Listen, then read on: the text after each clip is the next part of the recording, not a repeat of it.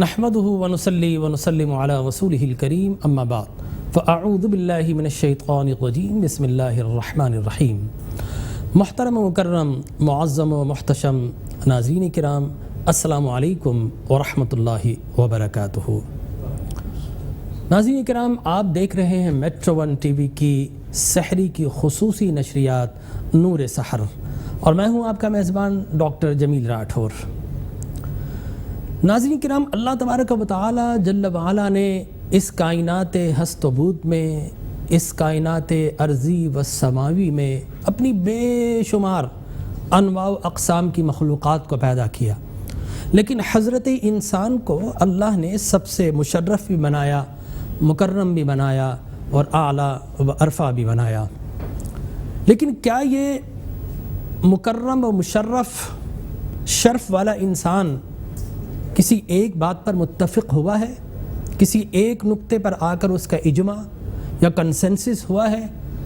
تو دنیا کی دستیاب ہسٹری آج تک کی بتاتی ہے کہ دنیا کسی بات پر متفق نہ ہو سکی، حتیٰ کہ اللہ کو کچھ ماننے والے ہیں، کچھ ماننے والے نہیں ہیں۔ اللہ کی ذات پر بھی آج لوگوں کا اتفاق، اتحاد یا اجماع نظر نہیں آتا۔ بہت سارے لوگ ہیں جو ملحد ہیں، سرے سے کسی خالق کو مانتے ہی نہیں ہیں، لہذا دنیا کسی بات پر جمع نہ ہو سکی۔ لیکن حیرت کی بات یہ ہے کہ ایک چیز ایسی ہے جس پر پوری دنیا کا اتفاق ہے، اجماع ہے، کنسنسس ہے۔ آپ وہ کہیں گے کہ وہ چیز کیا ہے؟ جی ہاں ناظرین کرام، وہ چیز ایسی ہے کہ جس کو مسلمان بھی چاہتا ہے، کافر بھی چاہتا ہے، مشترکہ محبوب ہے سب کی۔ اس کو فٹ پاتھ والا بھی چاہتا ہے، تخت والا بھی چاہتا ہے، عالم بھی چاہتا ہے، جاہل بھی چاہتا ہے، ان پڑھ بھی چاہتا ہے۔ وہ ایسی محبوب ہے دنیا کی کہ جس کو کالا بھی چاہتا ہے، گورا بھی چاہتا ہے، امیر بھی چاہتا ہے، غریب بھی چاہتا ہے۔ اور مجھے کہنے دیجیے کہ یہ دنیا کی ہمہ ہمی، یہ گہمہ گہمی، یہ جد و جہد، یہ چہل پہل، یہ سمندروں سے راستہ نکالنا، یہ ہواؤں میں سفر کرنا، اور پھر انسان چاند پر دستک دے رہا ہے، مریخ پر کمندے ڈال رہا ہے، تو یہ سب اسی لیے ہے کہ انسان چاہتا ہے کہ اس کا محبوب اسے مل جائے، وہ مشترکہ محبوب ہے انسان کا۔ اب آخر ایسی کون سی چیز ہے جس پر ساری دنیا کا اتفاق ہے؟ جی ہاں ناظرین کرام، وہ ہے کامیابی، وہ ہے سکسیس۔ آج دنیا میں کون نہیں چاہتا کہ وہ کامیاب ہو جائے؟ امیر بھی چاہتا ہے وہ کامیاب ہو جائے، غریب بھی چاہتا ہے وہ کامیاب ہو جائے، تخت والا بھی کامیابی چاہتا ہے، فٹ پاتھ والا بھی کامیابی چاہتا ہے، دیہاتی بھی کامیابی چاہتا ہے، شہری بھی کامیابی چاہتا ہے۔ تو کامیابی ایک ایسا دنیا کا متفق محبوب اور چاہت ہے کہ ہر انسان چاہتا ہے کہ وہ کسی نہ کسی سکسیس کو حاصل کر لے، وہ کامیاب و کامران ہو جائے۔ اور یہی وجہ ہے کہ کوئی کامیابی کے لیے کوئی کہیں جا رہا ہے، کوئی کہیں جا رہا ہے، تو کامیابی سب کے محبوب ہے۔ ہاں، اختلاف اس بات پر آ کر ہوا کہ کامیابی کسے کہا جاتا ہے۔ کسی نے سوچا کہ مال و دولت حاصل کر لیا جائے تو یہ کامیابی ہے، تو وہ اس کے پیچھے دوڑ گیا۔ کسی نے سمجھا کہ تخت و تاج حاصل کرنا یہ کامیابی ہے، تو وہ تخت و تاج کی طرف دوڑ لگا۔ کسی نے سمجھا کہ سب طاقت آ جائے، حکومت آ جائے، جاہ و حشمت آ جائے، تن تو تم تراق آ جائے تو میں کامیاب ہو جاؤں گا، تو وہ حکومت حاصل کرنے کی، طاقت حاصل کرنے کی دوڑ کے اندر شامل ہو گیا۔ کسی نے سمجھا کہ علاقوں کو کنکرر کر لیں، فتح کر لیں، تو وہ کنکرر بن گیا، فاتح بن گیا۔ اب سوال یہ پیدا ہوتا ہے کہ کیا وہ کامیاب ہوئے؟ تو میں دنیا کی تاریخ سے پوچھتا ہوں تو جواب آتا ہے کہ دولت تو قارون کے پاس بہت تھی، آج ہزاروں بل گیٹس بھی مل جائیں تو وہ جو قارون کی دولت تھی اس کے مقابل نہیں پہنچ سکتے۔ تو کیا میں آپ سے پوچھوں گا دولت کی وجہ سے قارون کامیاب ہوا؟ تو اب سب کہیں گے نہیں، قارون کامیاب نہیں ہے۔ آئیے، اگر تخت و تاج پر بیٹھنا، حکومت کرنا یہ کامیابی ہے تو کیا فرعون کامیاب ہوا؟ کیا نمرود کامیاب ہوا؟ آپ جواب دیں گے نہیں، یہ ناکام ہو، نامراد ہو گئے، یہ خائب و خاسر ہو گئے۔ آپ سے میں کہوں گا کہ اگر کامیابی طاقت حاصل کرنا ہے تو کیا سکندر و دارا اور دنیا کے بڑے بڑے پہلوان اور طاقتور حکومتوں کے سربراہان مملکت کا کامیاب ہوئے؟ جواب آتا ہے نہیں، کامیاب یہ لوگ نظر نہیں آتے۔ پھر میں اگر اور آگے چلوں تو دنیا کے فاتحین میں ایک نام ہے، تاریخ بتاتی، الیگزینڈر دی گریٹ، سکندر اعظم. کیا وہ کامیاب ہوا؟ چلیے آئیے خود سکندر اعظم سے پوچھتے ہیں. تو تاریخ سے جواب آتا ہے سکندر اعظم کو زہر دیا گیا. جب وہ مرنے لگا تو اس نے اپنے مصاحبین سے، دوستوں سے، محبین سے کہا کہ جب مجھے تابوت میں ڈالو، کافن میں ڈالو، تو میرے دونوں ہاتھ باہر نکال دینا. دنیا سمجھتی ہے سکندر کامیاب ہو گیا، نہ جانے کیا کچھ اس نے حاصل کر لیا، میرے دونوں ہاتھ باہر نکال دینا، تاکہ دنیا دیکھ لے کہ آدھی سے زائد دنیا پر قبضہ کرنے والا سکندر دنیا سے جا رہا ہے تو خالی ہاتھ واپس جا رہا ہے. اس لیے میں کہا کرتا ہوں کہ سکندر خوش نہیں ہے لوٹ کر دولت زمانے کی، سکندر خوش نہیں ہے لوٹ کر دولت زمانے کی، اور قلندر رقص کرتا ہے میں ہستی لٹا کر بھی، قلندر رقص کرتا ہے میں ہستی لٹا کر بھی. وہ یزید تھا ایک، اس نے بھی جب دمشق کا تخت مل گیا، تاج مل گیا، قصر ابیض، وائٹ ہاؤس اسے مل گیا، حریر و دیبا کے پردے، کراؤن، پیلس، فوج، خادمین، جب سب کچھ مل گئے تو مجھے تاریخ میں نظر آتا ہے وہ پریشان ہے، مضطرب ہے. تو مجھے کہنے دیجئے کہ یزید بھی تخت پر پہنچ کر پریشان بھی ہے، مضطرب بھی، ناکام بھی ہے، نامراد بھی ہے. تو معلوم ہے تخت پر بیٹھنے والا ناکام نظر آ رہا ہے، اور ناظرین کرام کربلا کے تپتے ہوئے ریگزاروں میں خنجر کے نیچے لیٹنے والے امام عالی مقام ہمیں کامیاب بھی نظر آتے ہیں، کامران بھی نظر آتے ہیں. تو کامیابی کیا ہے؟ بس یہاں پر انسان تقسیم ہو گیا. اگر میں اسلام سے پوچھوں، اسلام جواب دے کہ دولت حاصل کرنا کامیابی ہے، تو پھر میں معذرت کے ساتھ کہوں گا غریبو تمہارا اسلام سے کوئی تعلق نہیں. اگر اسلام یہ کہے کہ طاقت حاصل کرنا کامیابی ہے، تو میں کہوں گا کمزور ہو، تمہارا اسلام سے تعلق نہیں. اگر اسلام یہ کہے مجھے کہ تخت و تاج اور حکومت حاصل کرنا کامیابی ہے، تو میں کہوں گا عوام الناس کا اسلام سے کوئی تعلق نہیں. تو آئیے اسلام سے پوچھتے ہیں کہ پھر کامیابی اصل میں کیا ہے؟ تو ناظرین کرام قرآن فصاحت و بلاغت سے آواز آتی ہے، قد افلح من تزکا. دلوں کو صاف جو کر لیتے ہیں، پاکیزہ کر لیتے ہیں، اپنے قلب کو مزکا و مصفہ کر لیتے ہیں، اپنے قلب کو منزہ اور مسجہ کر لیتے ہیں، جو اپنے دل کو دھو لیتے ہیں اللہ کے ذکر سے، وہ لوگ کامیاب ہو جاتے ہیں. سبحان اللہ.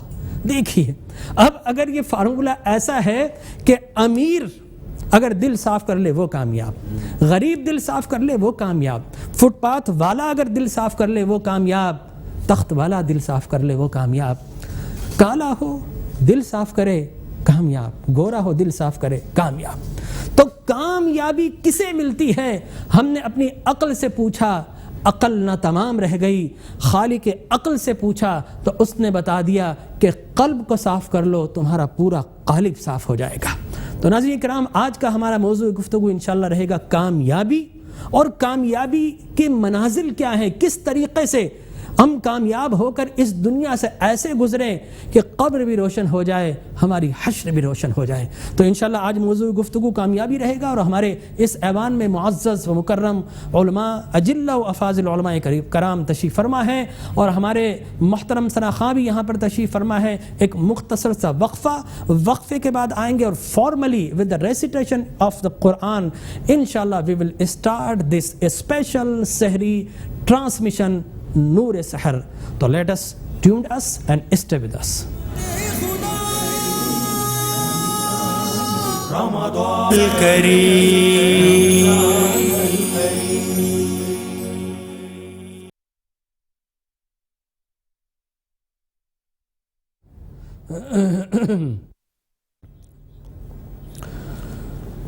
اعوذ باللہ من الشیطان الرجیم.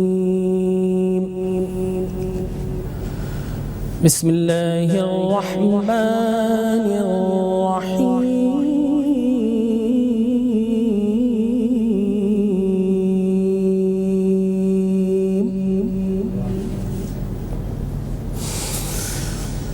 قد افلح المؤمنون الذین هم فی صلاتهم خاشعون.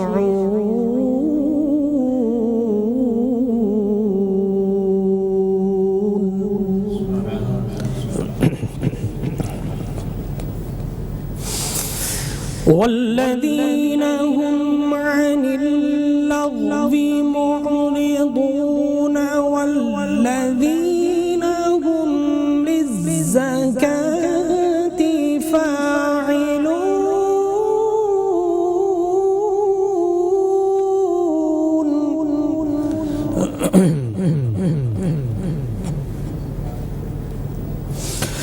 والذین هم للزکاة فاعلون والذین هم لفروجهم حافظون.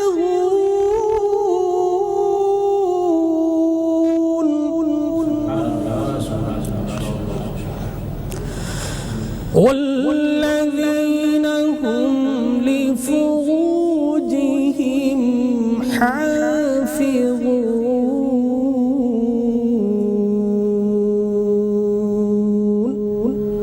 صدق اللہ العظیم. قرآن مجید برہان رشید سورہ مومنون سے ابتدائی آیات تلاوت کرنے کا شرف حاصل کیا. اللہ تبارک و تعالی جل وعلا ارشاد فرماتا ہے کہ بے شک ایمان والے کامیاب ہو گئے، اور وہ لوگ کامیاب ہو گئے جو نماز پڑھتے ہیں خشوع و خضوع سے اور عجز و انکسار سے رب کی بارگاہ میں حاضر ہوتے ہیں. اور پھر وہ لوگ کامیاب ہو گئے جو بیہودہ باتوں سے منہ موڑ لیتے ہیں، اور وہ لوگ کامیاب ہیں جو زکوٰۃ دیتے ہیں، اور یقینی طور پر وہ لوگ بھی کامیاب ہیں جو امانتوں کی پاسداری کرتے ہیں.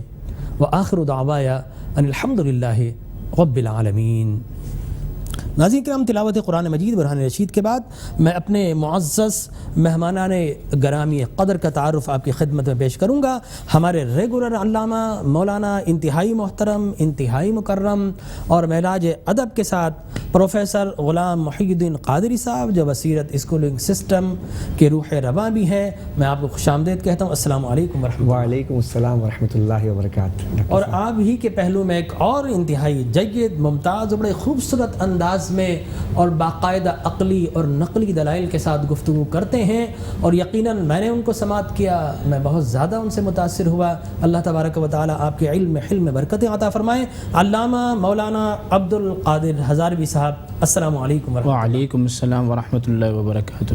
اور ناظرین کرام، ہماری خوش قسمتی میٹرو ون ٹی وی کو یہ اعزاز ملا کہ نہ صرف پاکستان بلکہ پاکستان کے اطراف و اکناف، شرق تا غرب، ایک نام ہے جسے دنیا جانتی ہے، پہچانتی ہے اور سننا چاہتی ہے. اور یقیناً جب وہ پڑھتے ہیں تو نعت کا ذوق بھی دوبالا ہوتا ہے اور لگتا ہے کہ کہیں سے ٹھنڈی ہواؤں کے جھونکے بھی آنا شروع ہو گئے ہیں.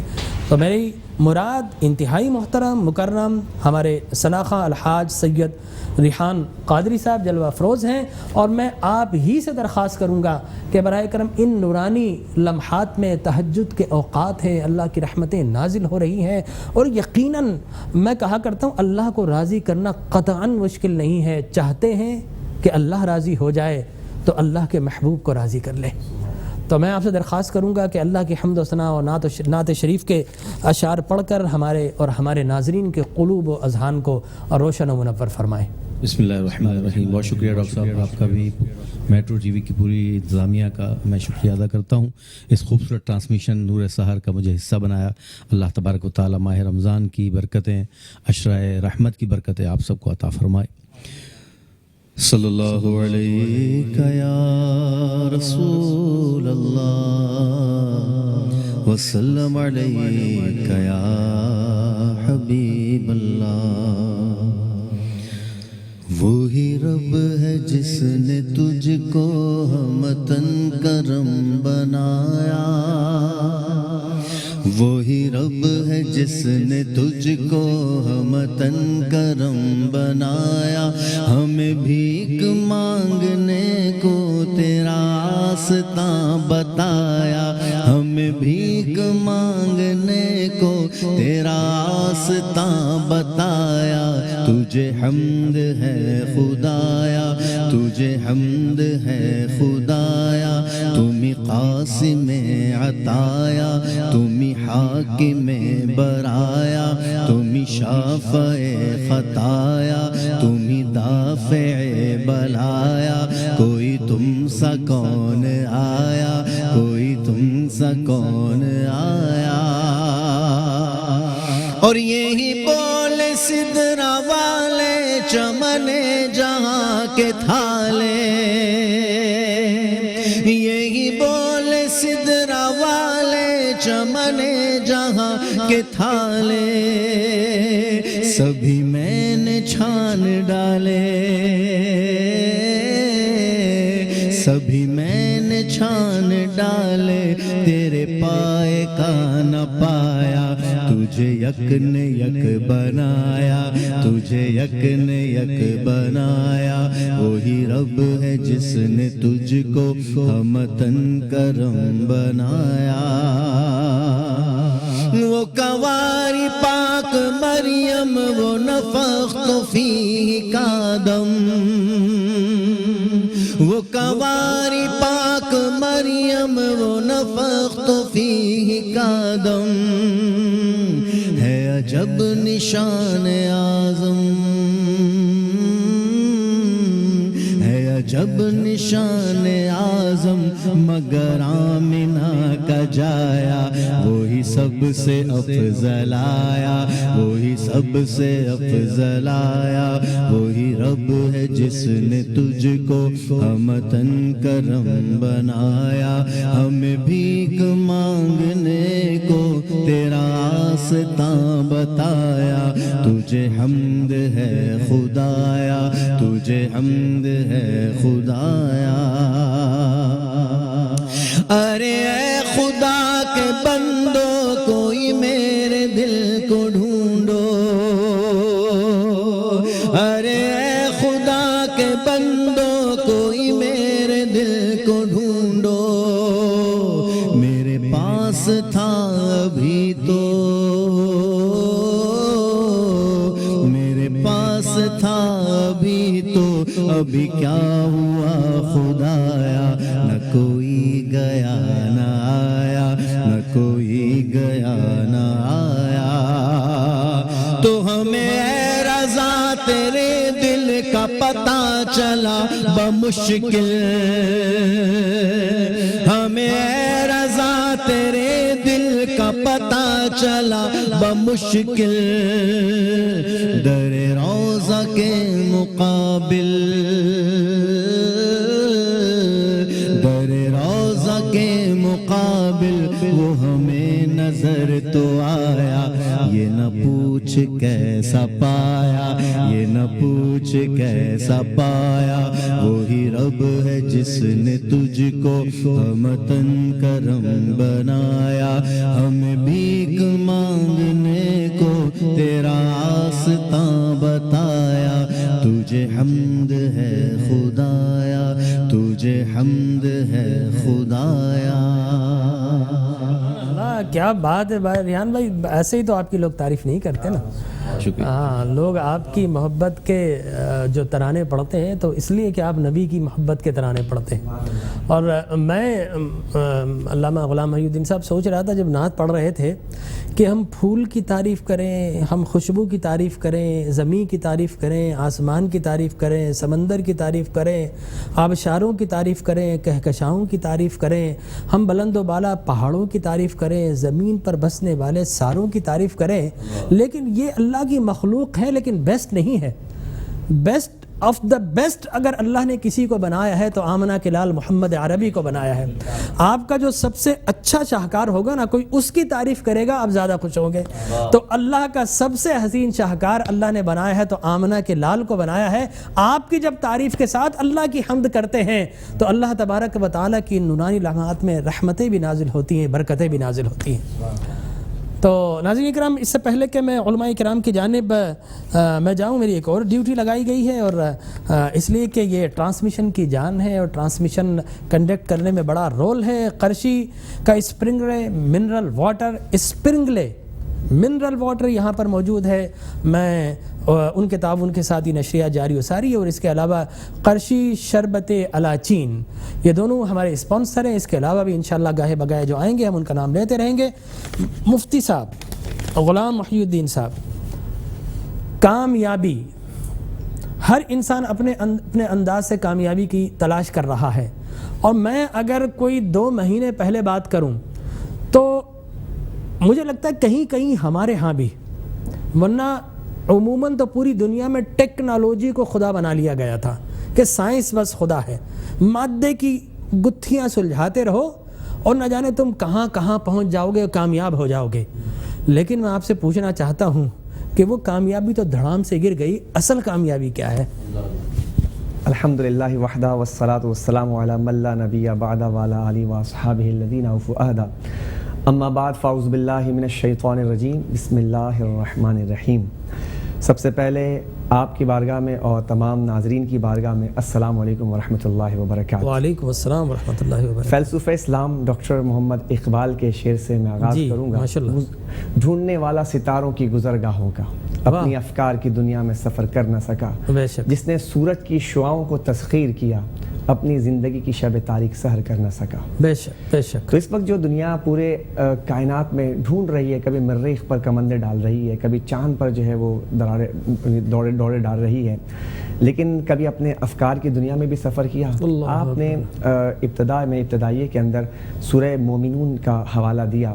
سورہ مومنون کی ابتدائی آیات کے اندر اللہ نے 2 کائنات کا، 2 عوالم کا ذکر کیا ہے، ایک عالم صغیر کا ذکر کیا اور ایک عالم کبیر کا ذکر کیا۔ بے شک۔ عالم صغیر انسان ہے اور عالم کبیر جو ہے یہ باہر کی جو دنیا ہے، ان دونوں جگہوں کو اللہ تبارک و تعالیٰ نے اپنے دلائل، اپنے اوصاف، اپنے کمالات اور اپنے توحید کے دلائل سے مزین فرمایا ہے۔ سبحان اللہ۔ انسان اپنے اندر غور کرے۔ آپ نے بہت خوبصورت بات ارشاد فرمائی کہ قلب صاف ہو تو قالب صاف ہو جاتا ہے۔ آپ اپنے باڈی پر ذرا سا غور کیجئے کہ اللہ تبارک و تعالیٰ نے کیسے انسان کو بنایا۔ انسان کے اندر ہر چیز اللہ سبحانہ و تعالیٰ نے رکھا، لیکن انسان کے حواس خمسہ ہے، سورس آف نالج ہے، قوت شامہ ہے، قوت لامسہ ہے، قوت ذائقہ ہے، انسان دیکھتا ہے، سنتا ہے، لیکن ان تمام پر حکمرانی کس کی ہے؟ مثال کے طور پر ہمارے سامنے کھانا رکھا ہوا ہے، اور کھانا جو ہے کوئی آپ سے کہتا ہے کھانا تناول فرما لیجئے، تو آپ کہتے ہیں میرا دل نہیں چاہتا۔ دیکھیں کھانا انسان منہ سے کھاتا ہے، لیکن اگر دل نہ چاہے تو کھانا منہ سے نہیں کھایا جاتا۔ انسان کو کہے کہ یار دیکھو بڑا حسین نظارہ ہے ماشاءاللہ، لیکن آپ کا دل نہ چاہے تو کہے یار میرا دل نہیں چاہتا۔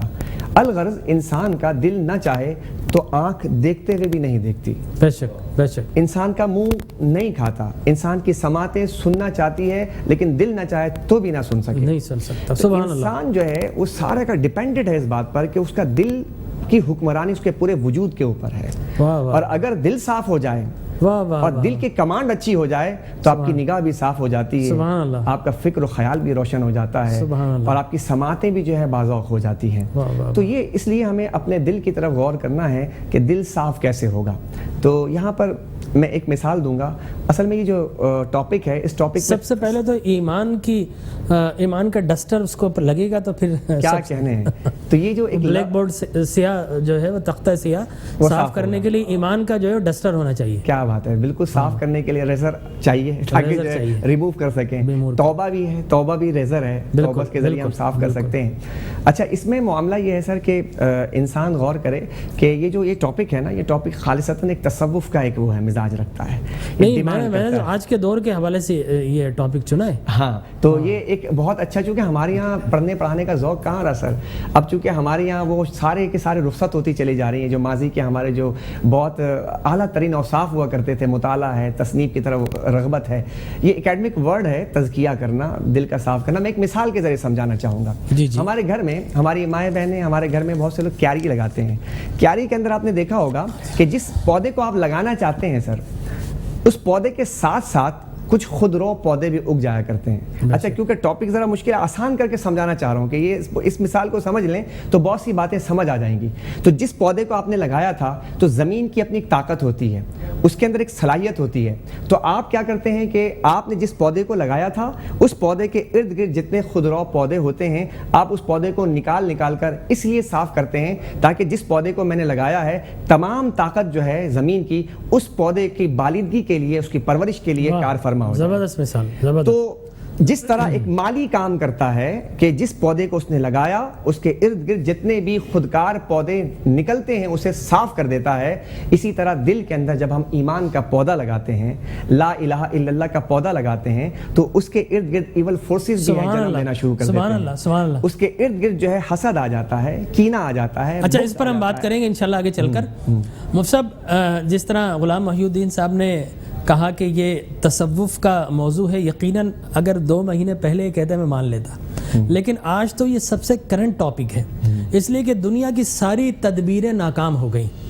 میں بڑی بڑی یونیورسٹیز کے ریسرچ پیپرز پڑھتا ہوں آج، تو ایک چھوٹا سا جرثومہ 16 مائکرون کا جو کہ نیکڈ آئی سے نظر نہیں آتا، وہ مائکروسکوپک آرگینزم ہے، ٹھیک ہے نا، وہ کرونا، دنیا کی 60 سے زیادہ ٹاپ ریٹڈ یونیورسٹیز اس پر ریسرچ کر رہی ہیں۔ کوئی بول رہا ہے اس کے جینوم یہ چینج ہو گئی، کوئی بولتا ہے وہ چینج ہو گئی، کوئی بولتا ہے کہ اس کی جو ہے ساخت تبدیل ہو رہی ہے، اس کے اندر جو ہے پراپرٹیز چینج ہو رہی ہے، یہ کر لو، مختلف متس۔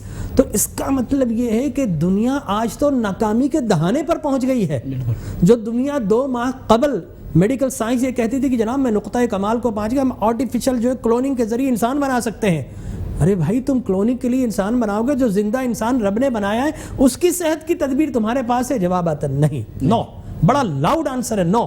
اس کے بعد ہم ٹیکنالوجی کی طرف جاتے ہیں، آپ انجینئرنگ میڈیسن کی طرف چلے جائیں، آپ فارماسیوٹیکل کمپنیز کے پاس آپ چلے جائیں، سب کے سب ناکام نظر آتے ہیں۔ تو میں آپ سے پوچھنا چاہوں گا کہ بتائیے ان لوگوں کو کہ کامیابی کہاں سے ملتی ہے؟ بسم اللہ الرحمن الرحیم۔ یا ایہا الذین آمنوا اتقوا اللہ وقولوا قولا سدیدا یصلح لکم اعمالکم ویغفر لکم ذنوبکم ومن یطع اللہ ورسولہ فقد فاز فوزا عظیما۔ سبحان اللہ۔ اس آیہ شریفہ کی تلاوت کے بعد میں یہ کہوں گا کہ اللہ تعالیٰ نے بڑے شاندار طریقے سے بیان فرمایا کہ کامیابی کس چیز میں ہے۔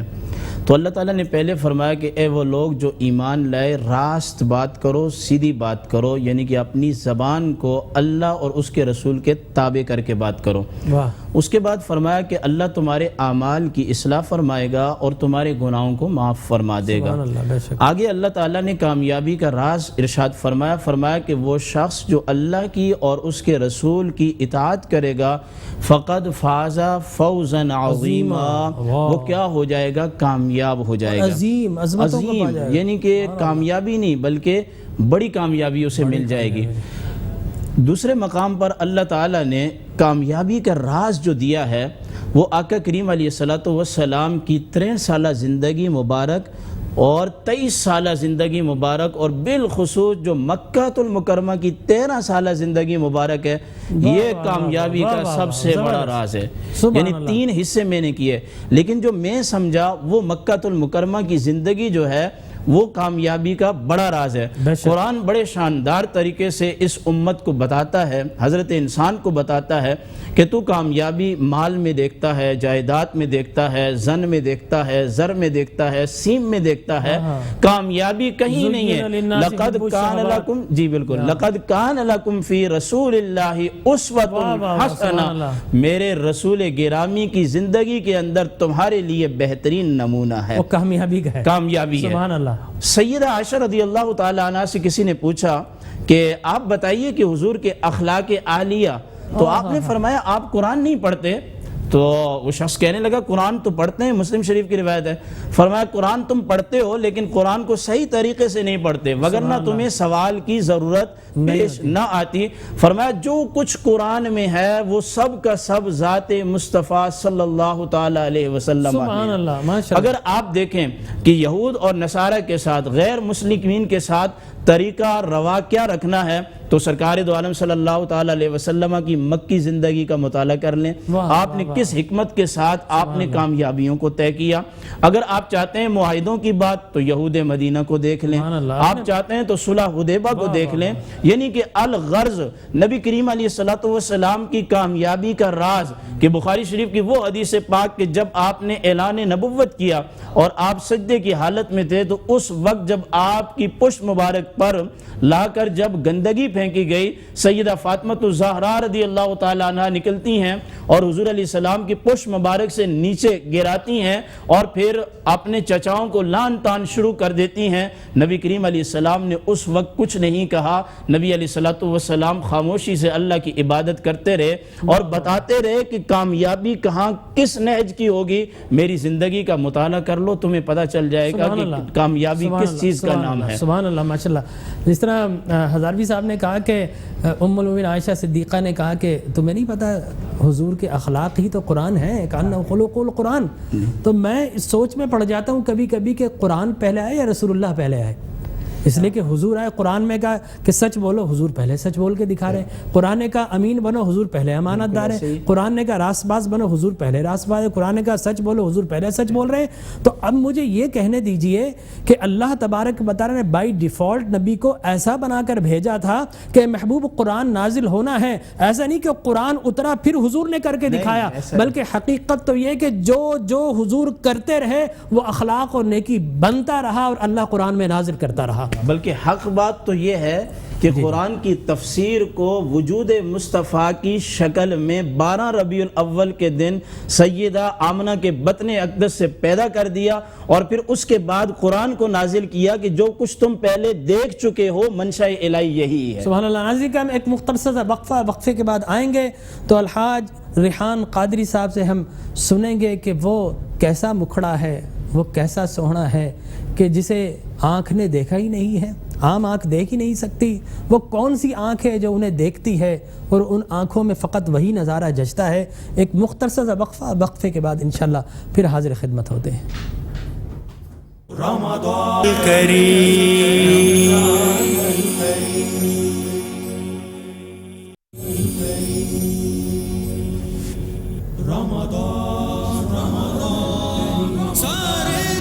محترم ناظرین کرام، ایک مرتبہ پھر اپنی اس نورانی اور روحانی بزم میں اپنے تمام دیکھنے والوں کو خوش آمدید کہتا ہوں۔ یقینی طور پر ہماری جو بزم ہے یہ عشق مصطفیٰ کے رنگ میں رنگی ہوئی ہے، اور عشق مصطفیٰ کا رنگ ہی صبغۃ اللہ، ومن احسن من اللہ صبغہ، اس لیے کہ اللہ کا رنگ اگر نظر آتا ہے تو دربار مصطفیٰ میں آتا ہے، اس رنگ میں جو رنگ جاتے ہیں تو یقینی طور پر وہ کامیاب ہو جاتے ہیں۔ اور لوگ عام طور پر جس طرح میں نے کہا کہ دل صاف کر لو کامیاب ہو جاؤ گے، تو یہ قلب ہے نا، اس کو صاف کر لیجئے۔ عام طور پر لوگ کہتے ہیں صاحب کیا کریں، زبان بہک گئی، صاحب کیا کریں، آنکھ بہک گئی، کان بہک گئے، قدم بہک گئے، قلم بہک گئے۔ میں کہتا ہوں نہیں، یہ چیزیں نہیں بہکی، تمہاری آنکھ نہیں بہکی، حقیقت میں تمہارا دل بہک گیا، تمہارے کان نہیں بہکے، حقیقت میں تمہارا قلب بہک گیا۔ اس لیے کہ یہ ہو نہیں سکتا کہ دل کے اندر عشق مصطفیٰ ہو اور زبان پر گانے ہو، یہ ممکن نہیں ہے۔ دل میں عشق مصطفیٰ ہوتا ہے تو پھر فلمی گانے زبان پر نہیں ہوتے، بلکہ زبان پر نعت نبی کے ترانے ہوتے ہیں۔ تو نعت نبی کے ترانوں کے لیے میں ایک مرتبہ پھر درخواست کروں گا ہمارے انتہائی محترم ریحان قادری صاحب سے کہ اب میری نگاہوں میں جچتا نہیں کوئی، اور اس میں جو کچھ آپ شامل کرنا چاہیں۔ بہت شکریہ۔ اللہم صلی علی محمد وآلہ وصحبہ وبارک وسلم، صلاۃ والسلام علیکہ یا سیدی یا رسول۔ اب میری نگاہوں میں جچتا نہیں کوئی، اب میری نگاہوں میں، اب میری نگاہوں میں جچتا نہیں کوئی، کیونکہ جیسے میرے سرکار ہیں واللہ ایسا نہیں کوئی، نہیں کوئی جیسے میرے سرکار ہیں۔ مکھ چندر بدر شاشانی ہے، مت چمک دلاٹ نورانی ہے، کالی زلف تے اکھ مستانی ہے، کالی زلف تے اکھ مستانی ہے، مخمور اکھی ہن مدبریاں، دو ابرو قوس مثال ڈسن، جدنوں کے مزاتے تیر چھٹن، لبا سرخا کھا کے لال یمن، چٹے دند موتی دیا ہن لڑیاں، اس صورت نو میں جانا کھا کے جانے جہاں جہان آکھاں سچ آکھاں تے رب دی میں شان آکھاں سچ آکھاں تے رب دی میں شان آکھاں جس شان تو شانہ سب بڑیاں سبحان اللہ ما اجمل کا ما احسن کا ما اکمل کا کتھے مہر علی کتھے تیری ثنا مشتاق اکھیاں کتھے جاڑیاں جیسے میرے سرکار ہیں واللہ ایسا نہیں کوئی آ جائے طلب سے بھی سوا دیتے ہیں آئے بیمار تو ہر دکھ کی دوا دیتے ہیں سنگ مارے جو کوئی اس کو دعا دیتے ہیں دشمن آ جائے تو چادر بھی بچھا دیتے ہیں جیسے میرے سرکار ہیں ایسا نہیں کوئی تم سا تو حسین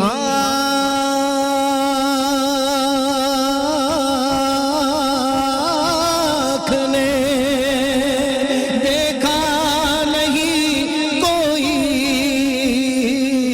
تم سا تو حسین آنکھ نے دیکھا نہیں کوئی یہ شان لطافت ہے کہ سایہ نہیں کوئی یہ شان لطافت ارباب نظر کو کوئی ایسا نہ ملے گا بندہ تو مل ہی جائے گا پر آقا نہ ملے گا اور تاریخ اگر ڈھونڈے گی ثانی محمد ارے ثانی تو بڑی چیز ہے سایہ نہ ملے گا کیونکہ جیسے میرے سرکار ہیں ایسا نہیں کوئی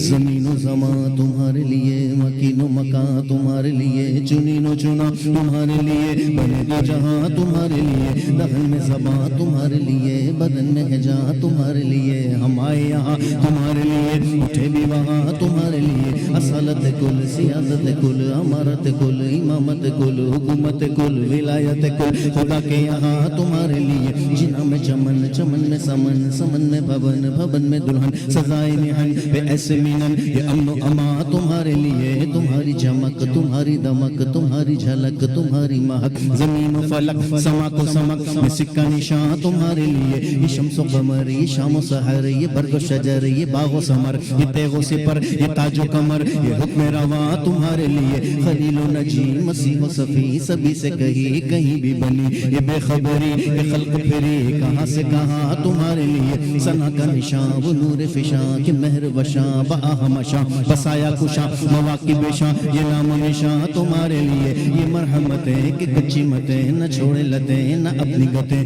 قصور کریں اور ان سے جن بھریں قصور جنا تمہارے لیے عطائے عرب جلائے کرب فیوز عجب بغیر طلب یہ رحمت رب ہے کس کے سبب برب جہاں تمہارے لیے یہ فیض دیے وجود کیے کہ نام لیے زمانہ جیے جہاں نے لیے تمہارے دیے یہ اکرامیاں تمہارے لیے جہاں نے لیے تمہارے دیے یہ اکرامیاں تمہارے لیے اشارے سے چاند چیر دیا چھپے ہوئے خر یعنی سورج کو پھیر لیا گئے ہوئے دن کو عصر کیا یہ تاب و توا تمہارے لیے جیسے میرے سرکار ہیں ایسا نہیں کوئی جیسے میرے سرکار ہیں یہ طور سے کہتی ہے ابھی تک شب میرا یہ طور سے کہتی ہے ابھی تک شب میرا کہ دیدار کی طاقت ہو تو پردہ نہیں کوئی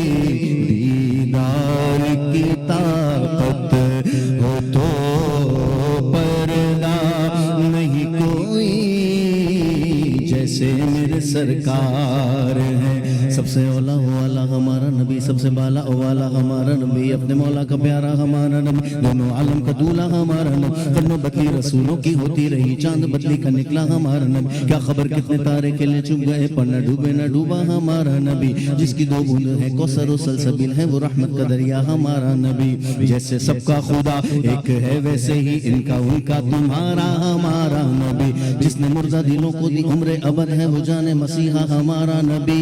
جس کو شایا ہے عرش خدا پر جلوس ہے, وہ سلطان والا ہمارا نبی. سارے اچھوں سے اچھا سمجھیے جسے ہے, اچھے سے اچھا ہمارا نبی. سارے اونچوں میں اونچا سمجھیے جسے ہے, اس اونچے سے اونچا ہمارا نبی. کون دیتا ہے دینے کو منہ چاہیے, دینے والا ہے سچا ہمارا نبی. جیسے میرے سرکار ہیں ایسا نہیں کوئی.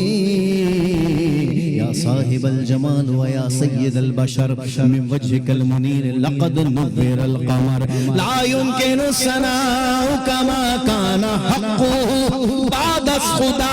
بزرگ توئی قصہ مختصر, جیسے میرے سرکار ہیں ایسا نہیں کوئی. سبحان اللہ, ماشاء اللہ, جزا. کیا محفل میں نور تھا, اور کیا پڑھنے میں سرور تھا, اور کیا ہمیں ہمارے قلب میں لذت و سرور تھا. کیف عشق کی ایک کیفیت ہے جس کو لفظوں سے بیان کرنا میرے لیے ممکن نہیں ہے. ناظرین کرام, ایک مختصر سا وقفے کے بعد انشاءاللہ پھر حاضر خدمت ہیں گے انشاءاللہ. اور ہمارے ایک نئے مہمان بھی تشریف فرما ہیں انشاءاللہ. میں تھوڑی دیر میں اس کو ڈسکلوز کرتا ہوں, ہمارے ساتھ رہیے گا انشاءاللہ, جڑے رہیں, اسٹے ٹیونڈ اس. انشاءاللہ we will be back after a short break.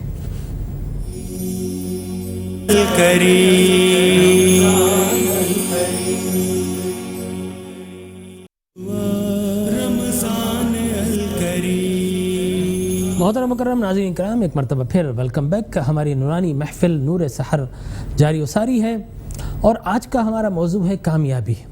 دنیا نہ جانے کامیابی کے لیے کیا کیا جتن کرتی ہے. ہمیں یہ بھی بتایا گیا کہ اپالو یاجدھم 2 داغا گیا, اور ایسٹرونوٹس خلا باز جو ہے وہ چاند پر پہنچے, چہل قدمی کی. لیکن بہت سارے جو تصاویر جو جاری کی ان میں ابہام تھا کہ پہنچے نہیں پہنچے. لیکن ہم ایک لمحے کے لیے مان لیتے صاحب آپ پہنچے چاند پر. لیکن اب میں یہ سوچتا ہوں کبھی کبھی کہ اگر کرسچنز یا جو اگر یہ کہیں کہ عید کا چاند ہو گیا, رمضان کا چاند ہو گیا, مان لیں گے؟ نہیں مانیں گے, ان کی گواہی معتبر نہیں. جب چاند کا ہونا نہیں مان سکتے تو چاند پر جانا کیسے مانگے؟ کوئی تو ثبوت آپ دیں.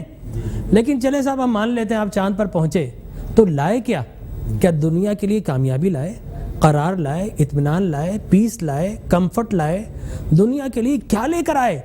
تو جواب آتا ہے خاک لے کر آئے. کیا لے کر آئے؟ خاک, مٹی کے چند ڈھیلے لے کر آئے.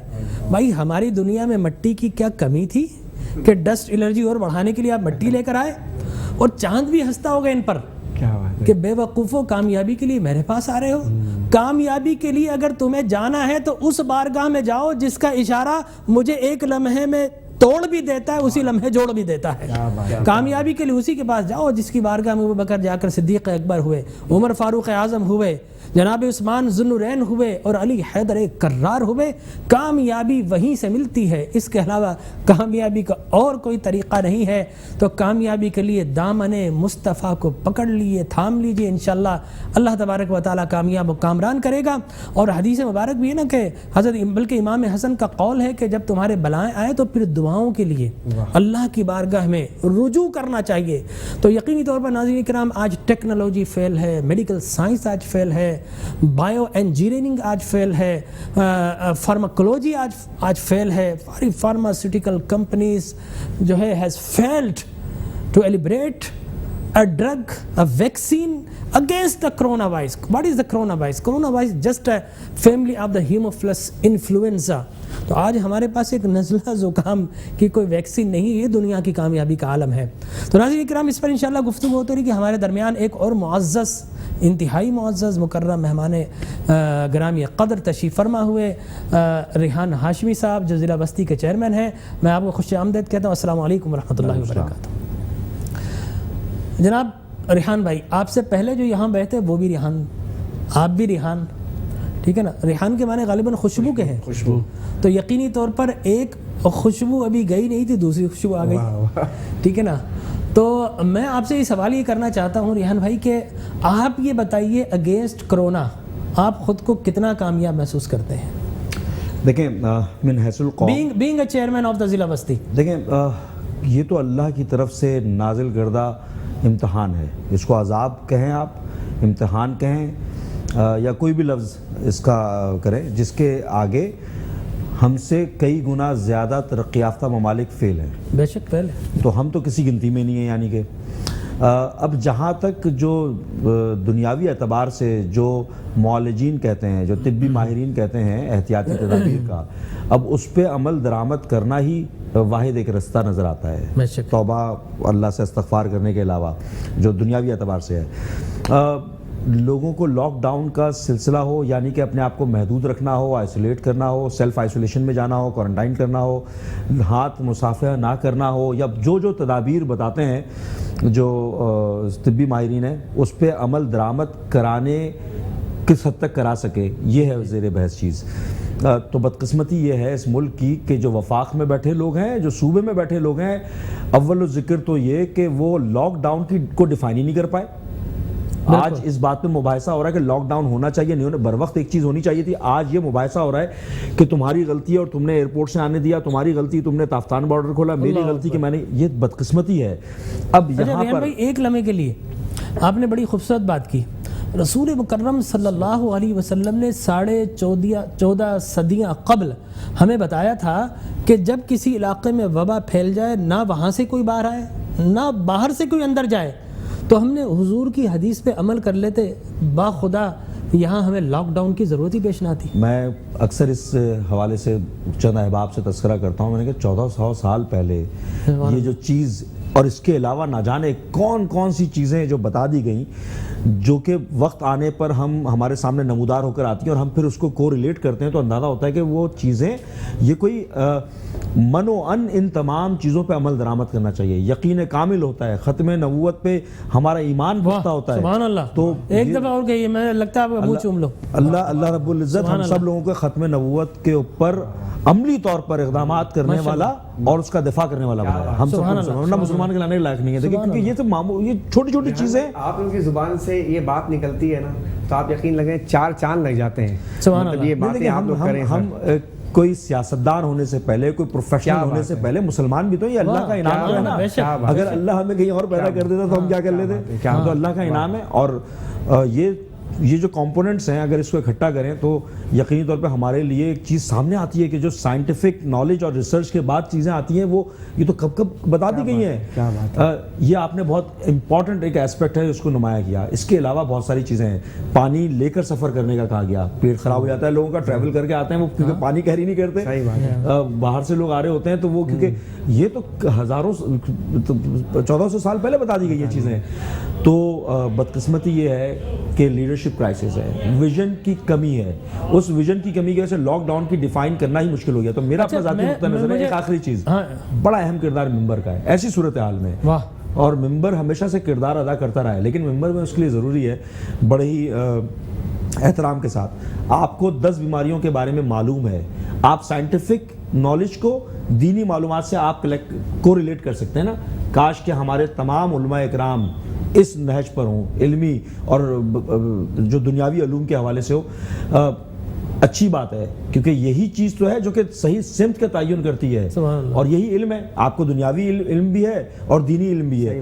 آپ اپنے شعبے کے، میں آپ کی مثال اس لیے دے رہا ہوں کیونکہ میرے سامنے میں آپ کو جانتا ہوں، آپ اپنے شعبے کے بھی ماہر ہیں اور آپ دینی علوم کے اوپر بھی ایک دسترس رکھتے ہیں، تو آپ بہتر طریقے سے گائیڈ کر سکتے ہیں۔ ایک آدمی جو کہ شاید ان سب چیزوں پہ یقین نہ کرتا ہو، شاید آپ اس کو زیادہ بہتر طریقے سے کنونس کر سکیں۔ لیکن حکومتوں نے بھی تو اس طرف ساتھ نہیں دیا نا، اس علم کی طرف جو ہے یہ۔ لیکن حکومت کون ہے؟ آپ ہیں حکومت۔ حکومت کون ہے؟ آپ کے چنے ہوئے لوگ ہیں۔ حکومت کیا ہے بنیادی طور پر؟ کہ میں اسی لیے تو کہہ رہا ہوں ممبر کا بڑا اہم کردار ہے. کیا ممبر کا کردار نہیں تھا کہ اس میں ڈیفائن کرتے, اور بہت سارے علماء نے کیا تو بند کر دیا ابھی. اچھا ریحان بھائی ایک چپتا ہوا سا سوال ہے کہ یہ بتائیے کہ کہا جاتا ہے کہ ریاست مدینہ کو ہم فالو کر رہے ہیں, یہ تو نہیں ہو سکتا ہے کہ ریاست مدینہ جیسی ریاست دوبارہ بن جائے, لیکن یہ کہنا ہے ریاست مدینہ کو فالو کر رہے ہیں. تو جو ریاست مدینہ کو فالو کرنے والے جو سب سے اونچی پوسٹ پر بیٹھنے والے پرائم منسٹر ہیں, کیا ان کو یہ پتہ نہیں تھا کہ حضور اکرم صلی اللہ علیہ وسلم کے فرمودات کیا ہیں آپ کی؟ اس لیے کہ یا تو یہ کہیں کہ جناب ہم جو ہے لبرل سے ہم مغرب کو فالو کرتے ہیں. جب ریاست مدینہ کی بات کی گئی تو والی ریاست مدینہ کی تعلیم کا ہونا کیا ضروری نہیں؟ دیکھیں, جب نیشنل ایکشن پلان بن رہا تھا اور قومی اسمبلی کے ممبر کی حیثیت سے جب ہمارا انپٹ آ رہا تھا, میں نے بھی اس میں کچھ کردار ادا کرنے کی کوشش کی اور اس میں مدرسہ ریفارمیشنز کے حوالے سے بات کی, اور ہم لوگوں نے انپٹ دینے کی کوشش کی. میری اپنی رائے اور میرا اپنا تجزیہ یہ ہے کہ اس وقت بھی وہ ریفارمیشنز جس کا میں ابھی تذکرہ کر رہا ہوں کہ دینی علوم کو دنیاوی علوم کے ساتھ یکجا کر کے, آپ نے بڑی خوبصورتی سے میرا سوال جو ہے نا آپ گول کر گئے. میں اس طرف آ رہا ہوں. ہم بہت ہی ہم خاکسار ہیں نا, ریاست مدینہ کا رے بھی نہیں ہے ہم. واہ واہ واہ سبحان اللہ. تو باتیں کرنے کو تو بہت بڑی بڑی باتیں کر سکتے ہیں, لیکن ہمیں تو سب کو سڑک پہ آنا پڑے گا. ریاست مدینہ کا کوئی دعویدار ہوتا تو کسی حکمران کو مجھ سمیت راتوں کو شاید نیند اڑ جانی چاہیے تھی. کتنے لوگ بھوکے سڑک پہ تڑپ رہے ہیں, کتنے لوگ خودکشیاں کر رہے ہیں, کتنے لوگ اپنی سفید پوشی کی وجہ سے سڑک پہ نہیں آ پا رہے ہیں, لیکن جو پیشہ ور ہیں وہ لوٹ کر لے جا رہے ہیں اور ہم آپ شاید ڈیفائن نہیں کر پا رہے. اچھا میں آپ سے ایک اور پرٹیکولر سوال کروں, کیونکہ آپ ضلع وسطی کے چیئرمین ہیں. ضلع وسطی میں آپ موسیٰ کالونی چلے جائیں, لیاقت آباد میں اعظم نگر, سکندر آباد, کیا ممکن ہے کہ وہاں 40 گز کے مکان اور 3-3 فٹ کی گلیاں, کیا وہاں پر ممکن ہے کہ لاک ڈاؤن ہو سکے؟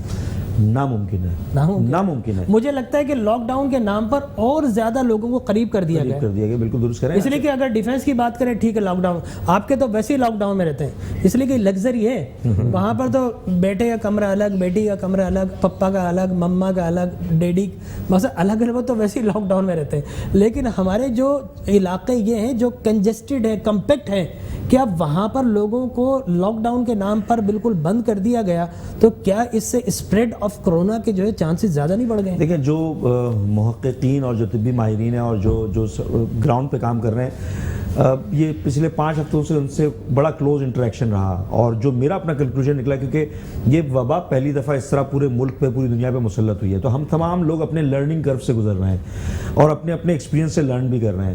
آپ نے بالکل درست کہا, کیونکہ کراچی کی آبادی ابھی 57% کچی آبادی پر مشتمل ہے. کچی آبادی وہ کہ جو کہ ان آرگنائزڈ انداز میں بنائی گئی, اور اس میں چھوٹے کمرے ہیں, لوور مڈل کلاس کی پاپولیشن ہے, اس میں ایسی بھی پاپولیشن ہے جو کہ قریب پاورٹی لائن یا بلو پاورٹی لائن رہتی ہے, جن کے کھانے پینے کے بھی مسائل ہیں, جن کے شاید ایک وقت کا کھاتے ہیں تو اگلے وقت کا ان کا پتہ نہیں ہوتا. لاک ڈاؤن اسی لیے میں عرض کر رہا ہوں کہ ابھی آپ نے تو ٹیسٹنگ شروع نہیں کی ہے, اور صحیح ڈرنے کی بات نہیں ہے خدا نہ خاصہ, کیونکہ ہمیں اپنا امیون سسٹم بہتر کرنا ہے. امیون سسٹم کس طرح بہتر ہوگا کہ ہماری غذائی ضروریات پوری ہوں, اور وہ کچی اللہ نے رمضان دے دیا آپ کو امیون سسٹم صحیح کرنے کے لیے. بالکل ایسا ہی. اگر میں اس کی میڈیکل حکمتیں بتانا شروع تو گھنٹہ لگ جائیں گے کہ روزے سے ہمارا امیون جو سسٹم ہے, ہمارا لیور جو ہے IgE اور IgM کس طرح فارمیٹ کرتا ہے زیادہ, ایک الگ بحث ہے. مجھے یہ بتائیے گا کہ کہیں پوری دنیا میں بحث چل رہی ہے کہ ڈر بیچا جا رہا ہے, اس لیے کہ دنیا میں سب سے زیادہ اگر کوئی بائی چیز کی جاتی ہے وہ خوف ہے, وہ ڈر ہے. کہیں ایسا تو نہیں کہ ڈر بیچ کر جو ہے ہماری اکانومی بالکل فلاپ کر دی گئی؟ دیکھیں امریکہ میں بھی آواز چل رہی ہے. میری اپنی ذاتی رائے ہے یہ, اور میرا اپنا ذاتی تجزیہ ہے کہ یہ ایک ٹرننگ پوائنٹ ہے گلوبلی, وہ چاہے وہ ٹیکنالوجی کا ہو, چاہے وہ معاشی یا اکنامک ایکٹیویٹیز کا ہو سکتا ہے کہ ہم جو فاسل فیولز کو یوز کرتے کرتے کسی اور سمت کی طرف چلے جائیں, ہو سکتا ہے کہ مختلف ممالک کی جغرافیائی حدود کو تبدیل کرنے کا معاملہ ہو. یہ تو ایزمپشنز ہیں, لیکن اس میں کوئی دو رائے نہیں کہ ایگریرین سوسائٹی سے جب آپ انڈسٹریلائزیشن کی طرف آئے, اور انڈسٹریلائزیشن اور کیپٹلزم کے بعد اب یہ جو دور شروع ہو رہا ہے, یہ نہ جانے کس سمت کا تعین کرے. جو کی پلیئرز ہیں دنیا کے, وہ انہوں نے یقینی طور پہ اس کے اوپر اپنا کام کیا ہوگا. اور میں اس بات کا فرملی بلیو کرتا ہوں کہ every crisis creates an opportunity. تو پاکستانیوں کو اس کرائسس میں اپرچونٹی کریٹ کرنی چاہیے. وہ آپ ایگریکلچرل سیکٹر کی طرف جا سکتے ہیں, آپ مائکرو اکنامک ایکٹیویٹی کی طرف جا سکتے ہیں, اپنی اصل اور نیچر کی طرف جا سکتے ہیں. بالکل جا سکتے ہیں, اور آنے والا دور اسی کا ہے.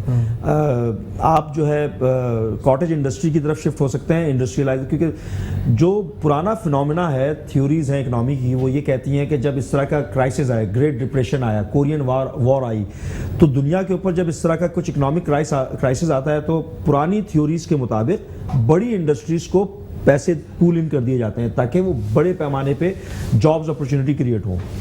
لیکن محققین میری معلومات کے مطابق ابھی اس دوسری سمت پہ سوچ رہے ہیں کہ بڑی انڈسٹریز کو اکنامک ایڈ دینے کے بجائے آپ مائکرو لیول پر, مائکرو جو فائنانس. اچھا ریان میں جلدی میں 2 سوال کروں گا اس لیے کہ وقت کی بھی تنگی ہے. یہ دیکھیے, ایبولا ہو, سارس ہو, مرس ہو یا کرونا ہو, یہ سارے کے سارے دراصل اپر ریسپیریٹری ٹریکٹ انفیکشنس ہیں اور فلو ہے. اسپینش فلو جو ہے 1920 کے اندر دنیا میں آیا تھا, وہ تقریباً لاکھوں کے قریب اموات ہو گئی تھی. آج تک اس فلو کی ویکسین سے شاٹ لگائے جاتے ہیں لیکن اس کے باوجود فلو ہو جاتا ہے. فلو کی ویکسین تو آج تک آ نہیں سکی, تو آپ کیا امید رکھتے ہیں کہ یہ ویکسین آ سکے گی؟ دیکھیں, میں نے یہ کہا نا کہ ہمیں اپرچونٹیز کو سمجھنا چاہیے. پاکستان کے جو ریسرچ اینڈ ڈیولپمنٹ کے ادارے ہیں, پاکستان نے ہزاروں نہیں لاکھوں پی ایچ ڈی اسکالرس کو بھیجا وہاں پر پی ایچ ڈی کرنے کے لیے. تو سوال یہاں پر یہ بھی پیدا ہوتا ہے کہ وہ پی ایچ ڈی اسکالرس کیا ملک واپس آئے, کیا انہوں نے تحقیقات کی, کیا وہ دوسرے ممالک میں ان کو اپرچونٹی زیادہ ملی. اور مجھے نہیں لگتا کہ کوئی اس طرح کا سلوشن آ سکے گا, کیونکہ جہاں پر ہم دوائیاں تخلیق کر رہے ہوتے ہیں, ویکسینز تخلیق کر رہے ہوتے ہیں, تو دوسری جانب جو دوسرا سسٹم. اچھا چلیں, یہ تو بہت بڑا سبجیکٹ ہے. میں آپ سے 2 سوال جلدی سے پوچھنا چاہتا ہوں. ایک تو یہ کہ متحدہ قومی موومنٹ کو ظاہر آپ ریپریزنٹ کر رہے ہیں, تو وہ غربا کے لیے, مفلوق الحال لوگوں کے لیے, جن کو نیڈی پیپل ہے, ان کے لیے کیا کر رہی ہے؟ ایک تو یہ سوال ہے. دوسرا میں آپ سے یہ کرنا چاہتا ہوں, کیا مرکز اس سلسلے میں آپ کی سپورٹ کر رہا ہے؟ دیکھیں, میں کیونکہ آپ نے ایک سیاسی سوال کیا ہے, میں خدمت خلق فاؤنڈیشن, چاہے وہ کشمیر کا زلزلہ ہو, چاہے وہ سندھ کے اندر فلڈ ہو, بھرپور طریقے سے ہم اپنا کرتے رہیں. اور کراچی والے تو بالا کوٹ ادھر پہنچ گئے سب سے پہلے. بالکل درست لفظ کہا. میں مجھے فخر ہوتا ہے کہ کراچی والے کا مطلب یہ نہیں کہ میں اردو اسپیکنگ اس لیے کہہ رہا ہوں. کراچی میں شاید ایک کوئی پنجابی بھی ہو, سندھی بھی ہو, کسی بھی قومیت کا کراچی والا, یہ بھی کراچی والے ہیں. تو کراچی والا ہونے پہ ہمیں ہونا چاہیے. کراچی والوں نے ہمیشہ پورے پاکستان کے لیے جس طرح سرو کیا اس کی مثال نہیں ملتی. اور آج بھی چاہے وہ میری پارٹی متحدہ قومی موومنٹ کے پلیٹ فارم پر ہو یا دیگر کراچی والے ہوں جو کہ انڈیویجولی کر رہے ہوں, جو گروپ کی شکل میں کر رہے ہوں, جو سول سوسائٹی کی شکل میں کر رہے ہوں, بڑھ چڑھ کر رہے ہیں, بلا تفریق زبان, لسان یا نسل یا پولیٹیکل افیلیشن, وہ کام کر رہے ہیں کراچی والے. اللہ کرے کہ یہ جذبہ پورے پاکستان میں اجاگر ہو, کیونکہ ہمیں فخر ہوتا ہے کہ جب ہم دیکھتے ہیں سڑک پہ چلتے ہوئے کسی بھی مفلوق الحال کو, کوئی بھی ایک عام آدمی آ کر ہاتھ پکڑ کے سڑک پار کرا رہا ہوتا ہے, یہ کراچی میں ہی نظر آئے گا. اور برائیاں بھی ہوتی ہیں یقیناً, جب زیادہ آبادی والا شہر ہے تو سب چیزیں 100% بہتر نہیں ہو سکتی, لیکن ہم ٹرینڈ سیٹر ہیں. ایک بس جلدی سے ایک اور کوسچن بتا دی. دیکھیں, جو احساس پروگرام تھا وہ کیا لیاقت آباد کے اندر آیا, کیا ناظم آباد میں آیا, کیا نارتھ ناظم آباد میں آیا, کیا گلشن میں آیا, اورنگی کرنگی میں آیا؟ دیکھیں, احساس پروگرام کا جو سینٹر بنایا گیا وہ عبداللہ کالج پہ بنایا گیا. آپ ضلع بستی میں بتا دیجئے, آپ کی حدود کے اندر کوئی خاص علاقے میں پہاڑوں پر آیا ہوگا؟ جی ادھر ہی آیا, جو ڈینسلی پاپولیٹڈ ایریا ہے. لیاقت آباد میں شروع کیا انہوں نے, لیکن وہ اس کا حال ایسا ہے کیونکہ ہم نے وزٹ کیا وہاں پہ جا کے, تو مطلب سیٹسفیکٹری نہیں تھا وہ معاملات. کر رہے ہیں, پرانا ریکارڈ موجود ہے. بھائی آپ روٹ لیول ڈیموکریسی کی بات کرتے ہیں, گلی میں کام کرنے والے کونسلر کو شاید بہتر پتا ہوگا کہ گلی میں کون زبردست, آپ کو پتہ ہی نہیں آپ کس بات پہ ڈیٹا بیس بنا رہے ہیں. میں بولتا ہوں ایم ایل اے بننا جو ہے آسان ہے, کونسلر بننا مشکل ہے. مشکل کام ہے کیونکہ اس کی ذمہ داری زیادہ ہوتی ہے, اس کے ڈور اسٹیپ پہ لوگ آگے سوال کر رہے ہوتے ہیں, اس کو زیادہ پتہ ہے علاقے کا. اور بدقسمتی ہمارے ملک کی یہ ہے کہ یہاں پر جب ڈکٹیٹر آئے سو کالڈ, تب انہوں نے روٹ لیول ڈیموکریسی کو پریویل کیا, اور جب جمہوری چیمپئنز آئے تو انہوں نے بنیادی جمہوری حق کو چھین لیا لوگوں کے, اور یہی ہو رہا ہے آج بھی کراچی میں. ماشاءاللہ, بہت شکریہ. ریحان ہاشمی صاحب ضلع بستی کے چیئرمین ہیں, الحمدللہ ہمارے بڑے خوبصورت انداز سے گفتگو کر رہے تھے, اور ہمارے لیے یقیناً طور پر یہ خوشی کی بات ہے, اعزاز کی بات ہے. میٹرو ون ٹی وی کی سحری نشریات میں تشریف لائے. ناظرین کرام, ایک مختصر سا وقفہ اور ہم ریحان ہاشمی بھائی کو کو خداحافظ کہیں گے. اس کے بعد انشاءاللہ پھر ہم اپنے ٹاپک کی طرف آئیں گے, اور یقینی طور پر آپ ہمیں ٹیون کر کے رکھیں, جڑے رہیں. ملتے ہیں انشاءاللہ ایک وقفے کے بعد.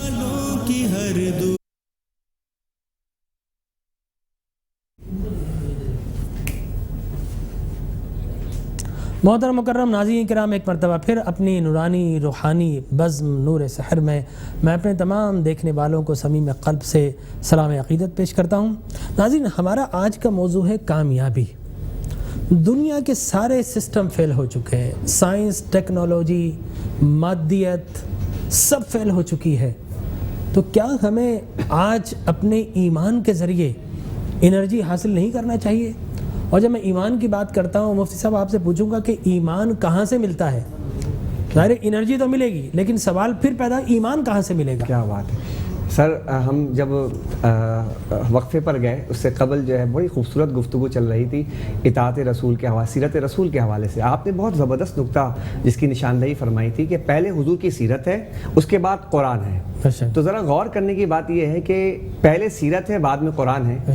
اس کی کیا وجہ ہے؟ اس کی وجہ بہت واضح ہے کہ دنیا کے اندر جو نظام ہائے تعلیم ہے اس میں پہلے تھیوری ہوتا ہے اور بعد میں پریکٹیکل ہوتا ہے. اللہ تعالیٰ نے اپنے نبی مکرم صلی اللہ علیہ وسلم کے لیے کائنات کے نظام کو بدل دیا کہ دنیا کے لوگوں پہلے نبی کا پریکٹیکل ہوگا, بعد میں تھیوری قرآن آئے گا. اور دونوں کو کمپیئر کر کے دیکھ لینا کہ حضور نے جس طرح زندگی گزاری, جو حضور کی زندگی تھی وہی قرآن تھا. سبحان اللہ. اسی طرح چونکہ ابھی سیاسی کچھ حوالوں سے بھی جو ہے گفتگو آئی, تو اگر کوئی چاہتا ہے کہ اپنے بہترین کارکن بنانا چاہتا ہے تو اسے چاہیے کہ حضور کے مکی زندگی کو گھول کر پلا دے. سبحان اللہ. کہ حضور نبی کریم علیہ الصلوۃ والسلام نے مکہ طیبہ کے اندر کیسی زندگی بسر فرمائی تھی. اچھا, اب ہم جب آتے ہیں کہ حضور علیہ الصلوۃ والسلام کی زندگی میں جب سیرت بھی ہے, کردار بھی ہے, اللہ تبارک و تعالیٰ نے نبی کریم علیہ السلام کو وہ مقام عطا فرمائے کہ 7 ہجری ہے, اور 7 ہجری میں اللہ کے رسول صلی اللہ علیہ وسلم تمام شاہان عرب کو اطراف و اکناف عالم میں آپ خطوط بھیج رہے ہیں. خطوط بھیجنے کے لیے آپ سے کہا گیا کہ یا رسول اللہ صلی اللہ علیہ وسلم, یہ عجم کے جو لوگ ہیں یہ بغیر مہر کے خطوط نہیں لیتے, تو آقا آپ اپنا مہر بنوا لیجئے. حضور علیہ الصلوۃ والسلام نے جو مہر بنایا اس کی ترتیب کیا تھی؟ ہمارے یہاں جب لکھا جاتا ہے عربی زبان میں لکھتے ہیں, ہم رائٹنگ کرتے ہیں تو رائٹ ٹو لیفٹ جاتے ہیں. اسی طرح انگلش میں لیفٹ ٹو رائٹ جاتے ہیں, جسے ہم کہتے ہیں ہاریزنٹل اور ورٹیکل. اسے عمودی تحریر کہتے ہیں, افقی تحریر کہتے ہیں. دیکھیے ذرا, عربی کی جو تحریر ہے وہ رائٹ ٹو لیفٹ ہے, لیکن جب ہم مہر نبوت کو دیکھتے ہیں تو مہر نبوت میں ہمیں عمودی تحریر نظر افقی تحریر نظر آتی ہے. یعنی پہلے اوپر اللہ لکھا ہوا, پھر رسول لکھا ہوا, پھر محمد لکھا ہوا. میرے ناظرین جو ہیں وہ کبھی آپ جا کے گوگل پر سرچ کریں مہر نبوت کو تو آپ دیکھ لیجئے گا. تو یہ کیا تھا, جب حضور نبی کریم علیہ السلام نے جب خطوط لکھے, خطوط پر جب مہر لگائی, یہ سائلنٹ میسج تھا پورے اقوام عالم کے لیے کہ لوگوں تمہیں اللہ تک پہنچنا ہے, تو اللہ تو سب سے اوپر ہے. اب سفر جو شروع ہوگا وہ نیچے سے اوپر کی جانب ہوگا, تو نیچے سے جب اوپر کی جانب ہوگا تو سب سے پہلے کون آئے گا؟ نیچے سے محمد, پھر اوپر رسول, پھر اللہ. تو اللہ کے رسول صلی اللہ علیہ وسلم نے یہ سائلنٹ میسج پورے اقوام عالم کو, دنیا کے لوگوں کو دے دیا کہ تمہیں اگر کامیاب ہونا ہے تو تمہیں کہیں اور جانے کی ضرورت نہیں, اپنا سفر شروع کرو اور مدینہ طیبہ تک پہنچ جاؤ, وہاں اللہ تک پہنچا دیا. سبحان اللہ. آپ دیکھیں اب میرا جذبہ عشق اب ابھر رہے ہیں. پہلے وحی کیا نازل ہوئی؟ پہلی وحی اقرا. اقرا پر غور کیجئے. اب اوپر سے نیچے آئے, الف سے مراد اللہ, قاف سے مراد قرآن, ر سے مراد رسول, پھر آخری الف سے مراد انسان. کیا کہ اللہ کا پیغام رسول قرآن ہے, اور وہ رسول لے کر آئے اور اے انسان تیری فلاح کے لیے آئے. کیا بات ہے. یہ اوپر سے نیچے. اب نیچے والا اوپر جائے گا تو پہلے انسان ہے, پھر رسول ہے, پھر قرآن ہے, پھر کتاب ہے. بتایا گیا کہ اے انسان اقرا کے ذریعے اگر رب تک پہنچنا چاہتا ہے تو رسول کے دامن میں آ, رسول کے دامن میں آیا تو قرآن کی معرفت ملے گی اور رب کریم کی ذات بھی ملتی ہے, تو بارگاہ رب العلا سے ملتی ہے صلی اللہ علیہ وسلم. تو حضرت میں آپ کی طرف آؤں گا کہ مفتی صاحب جب عشق کی بات کرتے تو میرے اندر کا جو عاشق تو بہت بڑا مقام ہے. میں تو حضور کے غلاموں کے غلاموں کو غلاموں کہا نا کہ تجھ سے ہے در, در سے ہے سگ, سگ سے ہے مجھ کو نسبت, اور اس نسبت کے وہ مارے, وہ کیا ہے اس نسبت کے جو ہے جی, ہاں اس نسبت کے جو سگ ہیں وہ نہیں مارے جاتے, حشر تک رہے میری گردن میں ڈورا تیرا. تو یقینی طور پر ہم تو سگ سگ سگ سگ پھر آ کر ہیں. حضرت میں اپنے موضوع کی طرف آتا ہوں. اور آپ سے یہ پوچھنا چاہتا ہوں کہ براہ کرم آپ یہ بتائیے گا کہ حضور اکرم صلی اللہ علیہ وسلم کی تعلیمات ہی دراصل آج دنیا کے لیے جائے پناہ نہیں ہے بالکل ایسے اور کامیابی کی سند نہیں ہے؟ بالکل. نبی کریم صلی اللہ تعالیٰ علیہ وسلم نے آج سے 14.5 سال پہلے جو ارشاد فرمایا وہ انسان کے 4 اعضاء پر بہت زیادہ زور دیا ماشاءاللہ. اور قرآن حکیم نے بھی انہی 4 اعضاء کے اوپر بہت زیادہ کلام کیا. جیسے کہ آپ نے سورۃ المومنین کی ابتدائی جو ہے مومنون کی آیات جو ہیں وہ آپ نے تلاوت فرمائی. مومنین وہ مضاف ہو تو پھر وہ نسبی جر اس لیے کہہ دیا میں نے. تو نبی کریم علیہ السلام نے فرمایا ایک تو دل ہے. مسلم شریف کی روایت ہے سرکار دو عالم صلی اللہ علیہ وسلم نے فرمایا انسان کے اندر ایک گوشت کا لوتھڑا ہے, اگر وہ درست ہو جائے تو پورا بدن درست ہو جاتا ہے, اور فرمایا کہ وہ قلب ہے. تو دل کو درست کرنے پورا بدن کیا ہو جائے گا, درست ہو جائے گا. سب کا درست ہو جائے گا تو پھر انشاءاللہ ریاست مدینہ بھی قائم ہو جائے گی. دنیا کو نہ بدلے, پہلے خود کو بدلے. اور دوسرا جو آپ علیہ السلام نے ارشاد فرمایا وہ زبان کو کنٹرول کرو. زبان کو بخاری شریف کی حدیث ہے سرکار نے فرمایا المسلم من سالم المسلمون من لسانہ و یدہ, اس زبان. اور پھر تیسرا جو ہے وہ شرمگاہ ہے, یعنی بدکاری نہ کرو, کیونکہ جتنی گناہ آتے ہیں وہ سارے کے سارے اسی بدکاری کی وجہ سے آتی ہے. جناب والا سرکار دو عالم صلی اللہ علیہ وسلم نے فرمایا بخاری شریف کی حدیث ہے 2 چیزوں کی ضمانت تم دو, میں تمہیں جنت کی ضمانت دیتا ہوں. 2 جبڑوں کے درمیان گوشت کے لوتھڑے زبان کی ضمانت دے دو, 2 رانوں کے درمیان گوشت کے لوتھڑے شرمگاہ کی ضمانت دے دو, تو میں تمہیں جنت کی ضمانت دیتا ہوں. اور جو چوتھا عضو ہے وہ ہاتھ ہے, کہ تمہارے ہاتھ کسی پر ظلم کے لیے نہ اٹھیں. یہی وجہ ہے سرکار دو عالم صلی اللہ علیہ وسلم نے فرمایا کہ جب مسلمان وہی ہے جس کی زبان اور اس کے ہاتھ سے مسلمان کیا ہوں, سلامت ہوں. اب سورہ مومنون کے اندر ایک اور چیز بھی بیان کی گئی ہے, وہ کیا ہے کہ وہ لوگ امانتوں کی پاسداری کرتے ہیں اور جو وعدہ کرتے ہیں اسے وفا کرتے ہیں. جناب والا نبی کریم علیہ السلام کو مکہ والوں نے نکالا, ہجرت پر مجبور کیا, قرآن اور حدیث ہمیں یہی بتاتی ہے, لیکن میرے حضور کا کردار دیکھیے, رویہ دیکھیے اور مکہ والوں کا مزاج دیکھیے کہ حضور علیہ السلام کے پاس اس وقت پورے مکہ کے لوگ ایمانتیں رکھتے تھے. آپ کو مانتے نہیں تھے, بحیثیت رسول نہیں مانتے تھے, لیکن ایمانتیں آپ کے پاس رکھتے تھے. نبی کریم علیہ السلام جب مدینہ المنورہ کی طرف ہجرت کرنے لگے تو آپ نے علی المرتضیٰ کو وہ ایمانتیں دی کہ جو ہمیں مکہ سے نکال رہے ہیں, کل تم ان کی ایمانتیں واپس کر کے تم بھی مدینے چلے آنا. اب بڑی مزے کی بات یہ کہ 40 جوان جو کہ بڑے اوباش ہیں, جنہوں نے حضور کے کاشانہ اقدس کو گھیرے رکھا ہے, مولا کائنات نے بھی یہ نہیں فرمایا کہ یا رسول اللہ اس حال میں, اس قسم پرسی کے حال میں آپ مجھے مبتلا کر کے جا رہے ہیں, کیوں؟ مولا کائنات جانتے تھے ہر رات مجھے موت آ سکتی ہے, لیکن اس رات مجھے کبھی بھی موت نہیں آئے گی. اور کسی نے پوچھا علی آپ کبھی چین سے بھی سوئے ہو؟ کہنے لگے ہاں, ایک رات ہے جس رات ابو بکر کو لے کر سرکار دو عالم صلی اللہ علیہ وسلم مدینہ المنورہ کی طرف نکلے, اس رات میں ایمانتیں دوسرے دن کفار کو واپس کرنی تھی, دشمنان اسلام کو جو توحید کو بھی نہیں مانتے تھے. میں بڑی چین سے سویا کہ آج علی کی زندگی کی ضمانت خدا نے مصطفیٰ کی زبان اقدس سے عطا فرما دی. اور دوسری جو چیز ہے وہ وعدہ جو ہے, اس کے بارے میں بہت زیادہ قرآن حکیم کے اندر گیا. ان العہد کان مسئولا, قیامت کے دن تم سے وعدے کے بارے میں سوال کیا جائے گا. اب چاہے وعدہ مسلمانوں کا آپس میں ہو انفرادی طور پر, یا مسلمان حکمران اپنی رعایا سے وعدہ کر کے الیکشن میں آئیں کہ تم ہمیں ووٹ دینا تو ہم اسلام کو نافذ کریں گے, تم ہمیں ووٹ دینا تو ہم تمہیں روٹی کپڑا مکان دیں گے, تم ہمیں ووٹ دینا تو ہم تمہیں سڑکیں دیں گے. قرآن کہتا ہے کہ ان سے قیامت کے دن اس وعدے کے بارے میں سوال کیا جائے گا.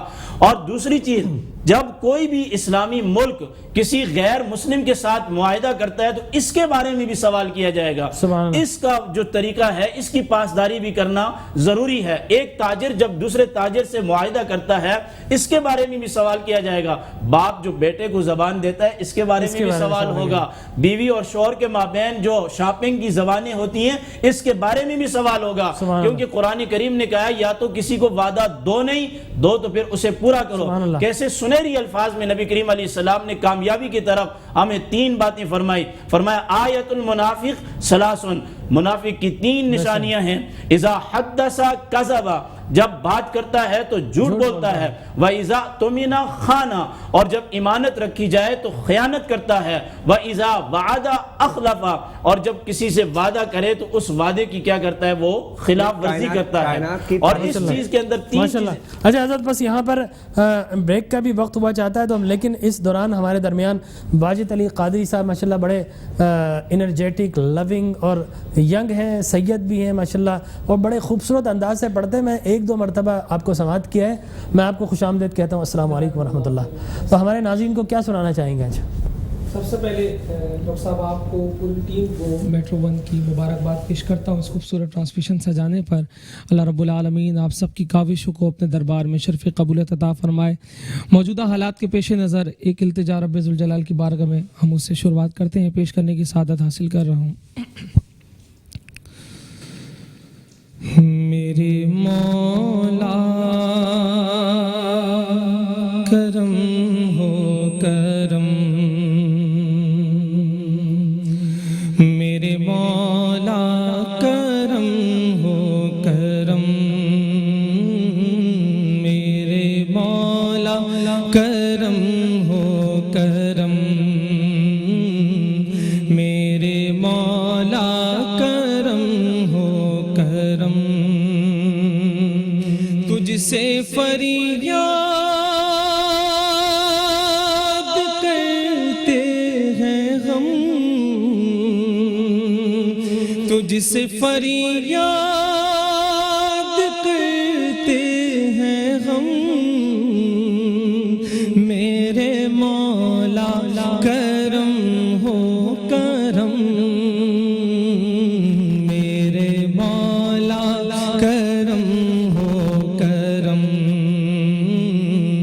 میرے مولا کرم ہو کرم، بھول بیٹھے ہیں تیرا کہا،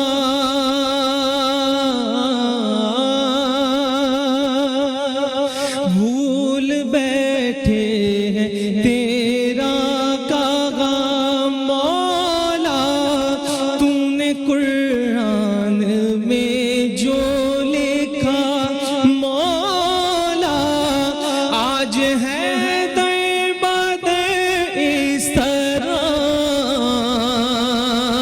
کوئی بکھرے لڑی جس طرح، ایک کہ ہم کو بیر شاہ، ہم نے خود پہ کیے ہیں ستم، میرے مولا کرم ہو کرم ہو کرم، میرے مولا کرم ہو کرم،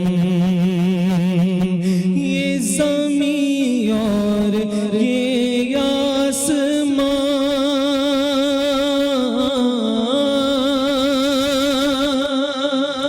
تیرے قبضے میں ہے دو جہاں، مولا سب پہ تو ہی تو ہے مہربان،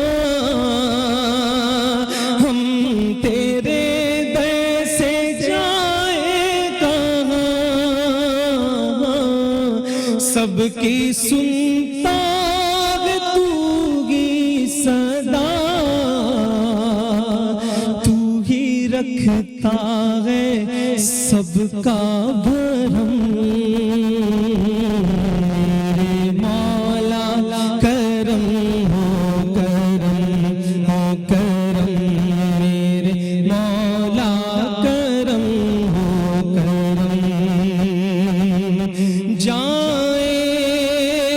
تو کہاں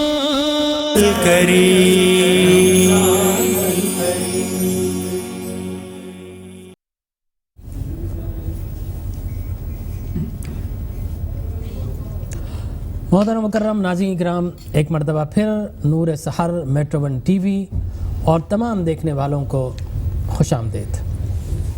ناظرین کرام، الحمدللہ دسترخوان سجا ہے، یہاں پر قرشی کے ماشاءاللہ آئٹم بھی مشروبات بھی موجود ہے یہاں پر, مزیدار حلیم کے مزے بھی موجود ہیں ماشاءاللہ, اور سحری کی اپنی لذتیں اور اپنے مزے بھی ہیں, لمحات بھی ہیں. تو یقینی طور پر جو حضرات سحری کر رہے ہیں میں کہوں گا کہ اللہ تبارک و تعالیٰ آپ پر بے شمار رحمتیں اور برکتیں نازل فرمائیں, اور سرکار نے جب دعا فرما دی تو پھر سحری میں برکت ہی برکت ہے. مفتی صاحب, ہمارے نبی حضور اکرم صلی اللہ علیہ وسلم نے فرمایا کہ جب پانی پیو تو 3 سانس لے کر پانی پیو, 3 مرتبہ. اب میں یہ سوچتا ہوں کہ اس کی کیا ضرورت ہے؟ بعض اوقات ہم شدید پیاسے ہوتے ہیں تو کھٹاکھٹ پورا گلاس انڈیل لیتے ہیں اور کھڑے ہو کر بھی پی جاتے ہیں. حضور کی 2 سنتیں بیٹھ کر پیو جی, اور اس کے ساتھ 3 اب کھانا بھی کھاتے رہیں جی بالکل, اور 3 سانس میں. جی. اب صورت حال یہ ہے کہ اگر ہم کھڑے ہو کر پانی پیتے ہیں تو ہمارا جو اسٹمک ہے عام طور پر یہ ایپی گیسٹریو ایریا کہلاتا ہے, یہ جب یہ اس کے اندر پڑا, جب پانی کھڑے ہو کر پئیں گے ہٹ کرے گا, اور وہ معدے کے اندر ایک وال ہوتی ہے بڑی سی اینڈوتھیلیم, اس کو زخمی کرنے کا سبب بن سکتا ہے. تو ہمیشہ بیٹھ کر پئیں, اچھا, اور پھر اس کے بعد 3 سانس میں پئیں. اتنی خوبصورت تعلیم ہے, آپ یقین کیجئے کہ ہم بتا نہیں سکتے اس کو. میڈیکل سائنس اسی ایک نقطے پہ میں 15-20 منٹ الحمدللہ میڈیکل سائنس سے گفتگو کر سکتا ہوں, لیکن میں شارٹلی یہ بتاؤں آپ کو کہ جب 3 سانس میں پیتے ہیں, ہماری جو منہ کے اندر نالی جاری ہے ایلیمنٹری کینال, وہیں سے اللہ تبارک و تعالیٰ نے ایک چھوٹا سا ایک کیپ رکھا ہوا ہے جی.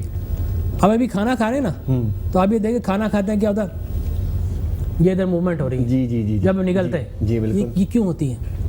یہ اس لیے ہوتی ہے کہ آپ کے غذا کے ذرات کہیں آپ کے پھیپھڑوں میں نہ چلے جائیں. اللہ اکبر. اس لیے کہ نالی ایک ہے, یہاں سے بائیفرکیٹ ہو رہی ہے, ایک معدے میں جا رہی ہے, ایک لنگس یا پھیپھڑوں میں جا رہی ہے. اچھا. تو آپ نے دیکھو کبھی کبھی آپ کھانا کھا رہے ہو آپ کو ٹھسکا لگتا ہے, کھانسی آتی ہے. جی جی بالکل. وہ کیا ہے؟ وہ اس لیے آتی ہے کوئی ذرہ پھیپھڑے میں جانا چاہتا ہے, تو اللہ نے کیسا سسٹم بنایا, ایک دم سے آپ کو کھانسی آئے گی اور وہ پھیپھڑوں سے اس ذرے کو باہر نکال دے گا. تو یہ اللہ کا ڈیفینسو سسٹم بندے کو بچانا ہے, اس لیے کہ پھیپھڑے کے اندر کوئی ذرہ چلا گیا تو آپ یقین کیجئے کہ انسان کو بڑی مشکلات ہو سکتی ہیں, انفیکشن ہوگا, نمونیا ہوگا, فائبروسس ہو سکتی ہے, اور جو ہے ایکٹیو ڈیتھ بھی ہو سکتی ہے فوراً کسی بھی وقت. اس لیے اللہ تبارک و تعالیٰ نے کتنا خوبصورت انتظام کیا ہے کہ ایک کیپ ہے چھوٹا سا, ٹھیک ہے نا, وہ 2 چیزوں کو بفر کر رہا ہے, لنگس کی نالی کو اچھا اور اسٹومک کی نالی کو. اب اگر ہم نے 3 سانس میں پانی نہ پیا فرض کیجئے, اور ایک ہی سانس میں پانی غٹاغٹ پی لیا, تو اس سے یہ احتمال ضرور موجود ہے کہ وہ آپ کا ایپیگلوٹس اس کو بولتے ہیں کیپ کو, وہ ایپیگلوٹس اگر بر وقت بند نہ ہو اور پانی کا ایک ذرہ بھی لنگس میں چلے جائے تو آپ یقین جانیے کہ لائف تھریٹننگ انسان کے مراحل ہو جاتے ہیں, موت بھی واقع ہو سکتی ہے. اچھا. اتنا معاملہ, اس لیے حضور نے اپنی امت کو بچا لیا کہ میرے غلاموں تمہارے ساتھ معاملہ نہیں ہوگا, تم جب بھی پانی پیو بیٹھ کر پیو, اور پہلا سانس لو پھر پیو, پھر دوسرا سانس لو, پھر تیسرا سانس لو, تاکہ تمہارے برین سے ایپیگلوٹس کو ایک سگنل آ جائے کہ بھائی اب یہ پانی پی رہا ہے لہٰذا اب تم شارپ ہو جاؤ. آپ کے معدے کے اندر پانی جائے گا تو وہاں سے بھی سگنل پہنچے گا کہ پانی کو ادھر آنا ہے, تو لہٰذا معدہ بھی تیار ہو جائے گا. تو ہمارے نبی نے 3 سانس میں پانی پی کر دراصل اپنی امت کو موت سے بچایا ہے. کیا سمجھ. اور حضور اکرم صلی اللہ علیہ وسلم کی ایک اور سنت مبارکہ, چلیں جناب ماشاءاللہ جب یہ سنت کی بات کر رہے ہیں تو یہاں پر اسپرنگلے کی یہ بوتل موجود ہے, اور میں کرشی کا ماشاءاللہ, تو جب بھی آپ پانی پئیں آرام سے, پہلا گھونٹ, اس کے بعد دوسرا گھونٹ زیادہ, تیسرا گھونٹ زیادہ, اس لیے کہ آپ پریپیئر ہو گیا, آپ کے سارے سگنلز ایکٹیو ہو گئے ہیں. اچھا. تو اب انشاءاللہ اللہ کے کرم سے کوئی پانی کا ذرہ آپ کے پھیپھڑوں میں نہیں جا سکتا. اور حضور اکرم صلی اللہ علیہ وسلم کی ایک اور بڑی پیاری سنت شہزاد بھائی, وہ یہ کہ آقا کریم علیہ الصلوۃ والتسلیم کا عام طور پر پانی جو ہے وہ کھانے سے پہلے پی لیتے ہیں, ٹھیک ہے نا, یہ حضور کی سنت ہے. عام طور پر ہم کیا کرتے ہیں, کھانے کے درمیان پیا, ایک تیل لگائی, اس کے بعد پانی پیا, اور کھانا کھایا اور پھر پانی پیا. اب پہلے پانی پینے سے کیا فائدہ ہوتا ہے کہ آپ کے اسٹمک میں پانی چلا جاتا ہے, اچھا, اور اسٹمک گیلا ہو جاتا ہے پوری طریقے سے, اور وہ لکوڈ ہو. جس طرح ہمارے منہ میں اگر تھوک نہ ہو تو ہم گفتگو نہیں کر سکیں گے 10 منٹ سے زیادہ, اور ایک وقت ایسا آئے گا حلق سوکھ جائے گا انسان کا. کچھ بیماریاں ایسی ہوتی ہیں, میں اس کی طرف نہیں جانا چاہتا.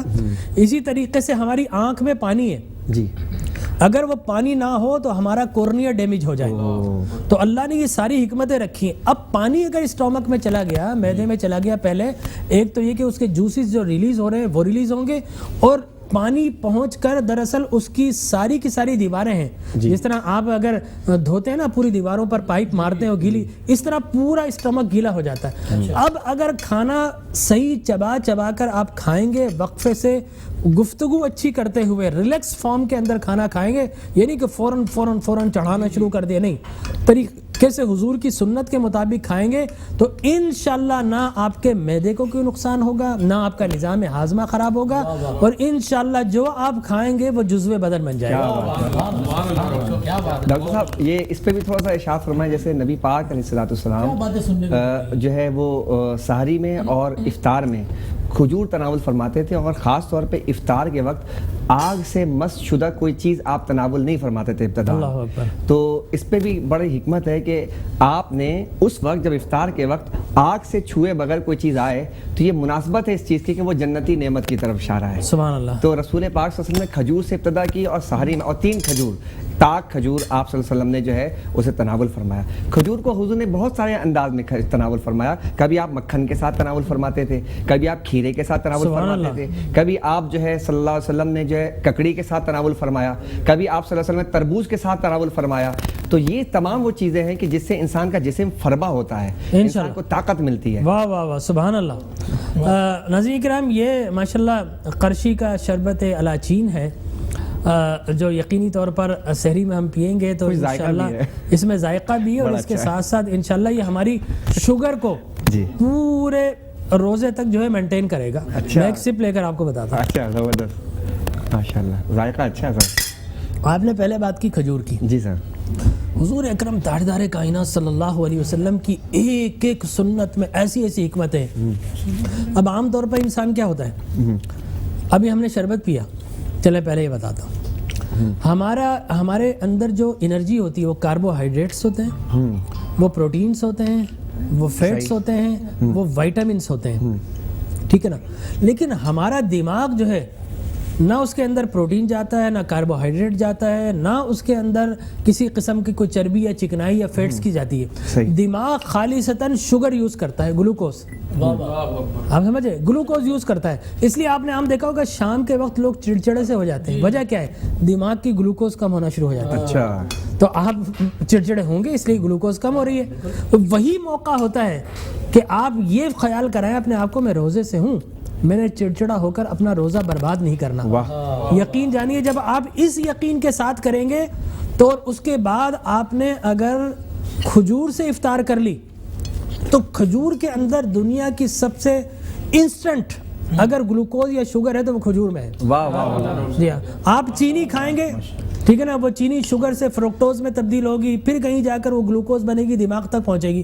لیکن آپ اگر کھجور لیتے ہیں فوری طور پر آپ کے دماغ کے اندر جو ہے شوگر پہنچ جاتی ہے. لہٰذا حضور اکرم صلی اللہ علیہ وسلم نے فرمایا کہ دعا مانگا کرتے تھے کہ پانی پیا, کھجور لیا کہ یا اللہ رگیں تر ہو گئی, ٹھیک ہے نا, اجر حلق جو ہے تر ہو گیا, ہاں, اور اجر ثابت ہو گیا, ٹھیک ہے نا. تو حضور اکرم صلی اللہ علیہ وسلم کی ایک ایک سنت میں حکمت ہے. ناظرین اکرام, آپ شوگر لیں, آپ شوگر نہ لیں, آپ جو ہے وہ کھجور کھائیں. اور میں آپ کو بتاؤں کھجور میں کیا ہے.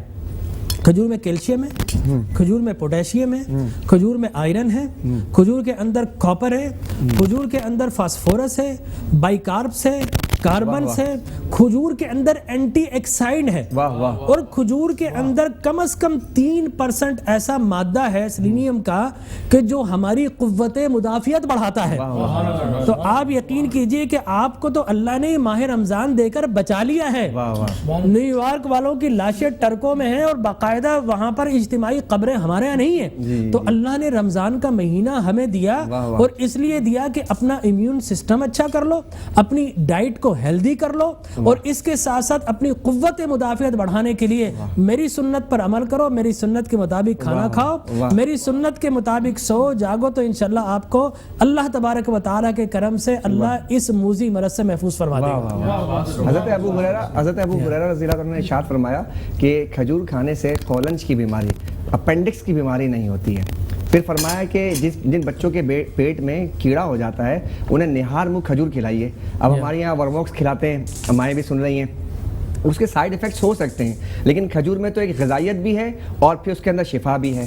تو کھجور جو دبلا پن سے بھی ہمیں نجات دیتا ہے. تو میں یہ کہوں گا آپ کے توسط سے, میٹرو ون کے توسط سے, کہ ہمیں اپنا کلچر تھوڑا سا دوبارہ سے ریویو کرنے کی ضرورت ہے کہ ہمارے بر صغیر کے اندر کھجور کھانے کا رواج کا میں اہل عرب کھجور بہت زیادہ تناول کرتے ہیں. تو ہمیں چاہیے کہ ہم فاسٹ فوڈ سے جو ہے اپنے آپ کو فطری زندگی کی طرف, نیچرل لائف کی طرف لائیں. جب سعودیہ میں اور مڈل ایسٹ میں مرض آیا تھا نا, جی سر, یہ بھی ایک ڈیزیز تھی یہ ہیموفیلس انفلوئنزا کی, جی, تو وہاں پر سب سے زیادہ جو علاج ہوا وہ ایک تو کلونجی سے ہوا اور ایک کھجور سے کیا گیا.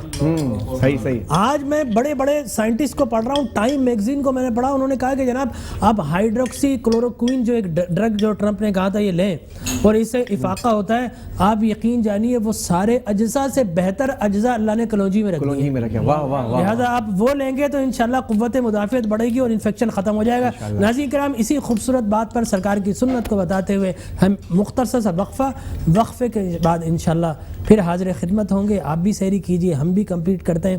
اللہ تبارک و تعالی خوب برکتیں عطا فرمائے.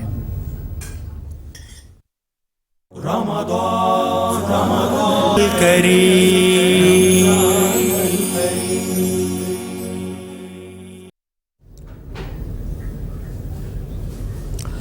محترم مکرم ناظرین کرام, ایک مرتبہ پھر اپنی اس بزم میں خوش آمدید کہتے ہیں. ہم نے سحری کر لی, یقیناً آپ بھی سحری کر چکے ہیں یا کر رہے ہیں. دونوں صورتوں میں یقینی طور پر آپ ہمارے ساتھ شامل ہوں گے, اور میں اس مرحلے پر ناظرین کرام سے درخواست کروں گا کہ وہ سارے پیشنٹ جو خاص طور پر شوگر پیشنٹ ہیں, جو ہارٹ پیشنٹ ہیں, جو ہائی بلڈ پریشر کے پیشنٹ ہیں, وہ ضرور اپنے معالج سے رابطے میں رہیں کہ روزے کے درمیان انہیں انسولین کب لینی ہے, انہیں ٹیبلٹس کب لینی ہے, اور بلڈ پریشر کس حد تک کرونک ہے, ایکٹیو ہے, روزہ رکھنا ہے نہیں رکھنا. اسلام نے رخصت بھی دی ہے, یعنی کہ آپ نے لازماً روزہ رکھ کر اور بیماری کے باوجود رکھیں گے. قرآن نے کہا فَمِنْكُمْ مَرْضًا وَعَلَىٰ سَفَرٍ وَفَائِدَةٌ مِّنْ أَيَّامٍ أُخَرَ, کہ اگر آپ مرض کی حالت میں ہو یا آپ سفر میں ہو تو روزہ بعد میں گنتی پوری کر سکتے ہیں.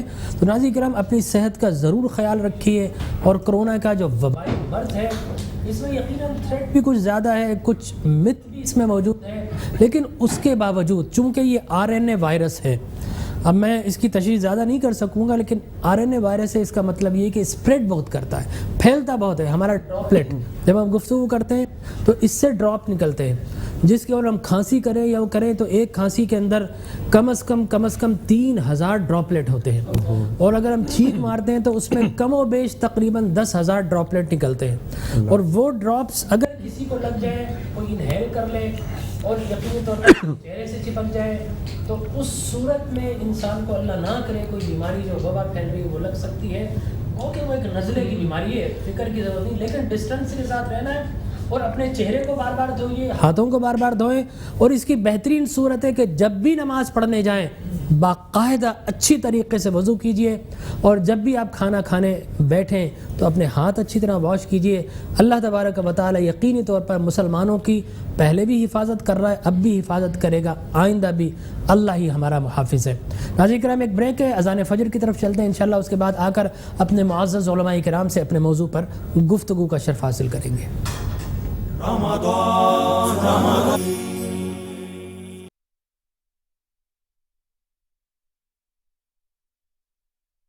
یک دس پہ حال دل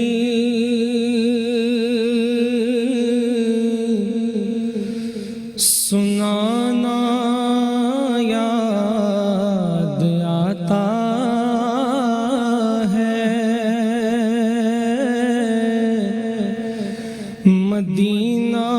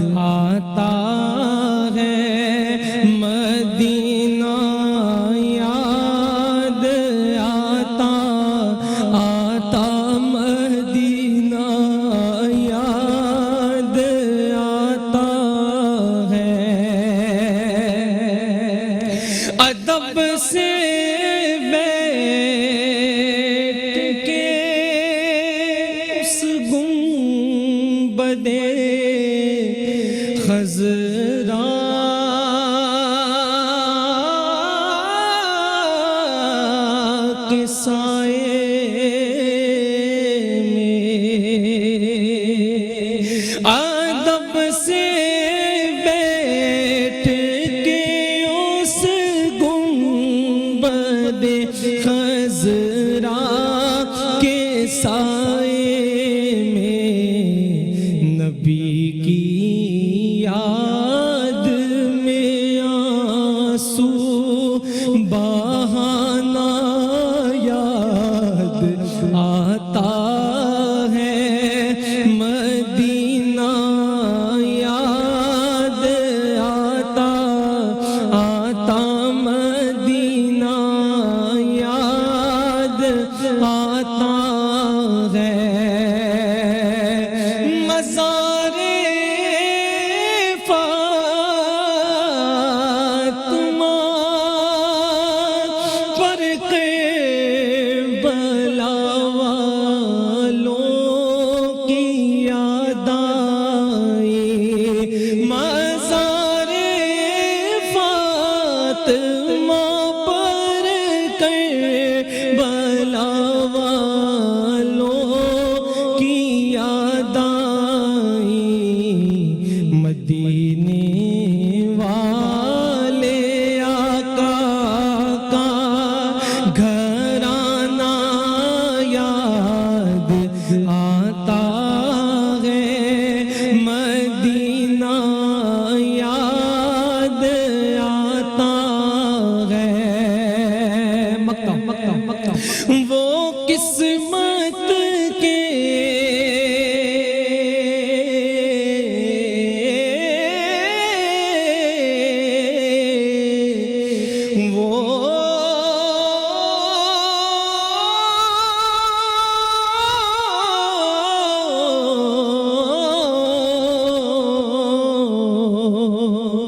وہ قسمت کے سکندر ہے جو جاتے ہیں مدینے میں وہ قسمت کے سکندر ہے جو مرتے ہیں مدینے میں رفیق ان کے مقدر کا ستارہ یاد آتا ہے مدینہ یاد آتا مدینہ یاد آتا ہے جو گزرا دن مدینے میں گزارا یاد آتا ہے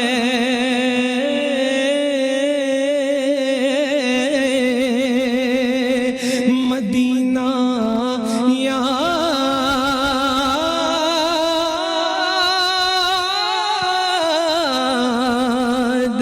آتا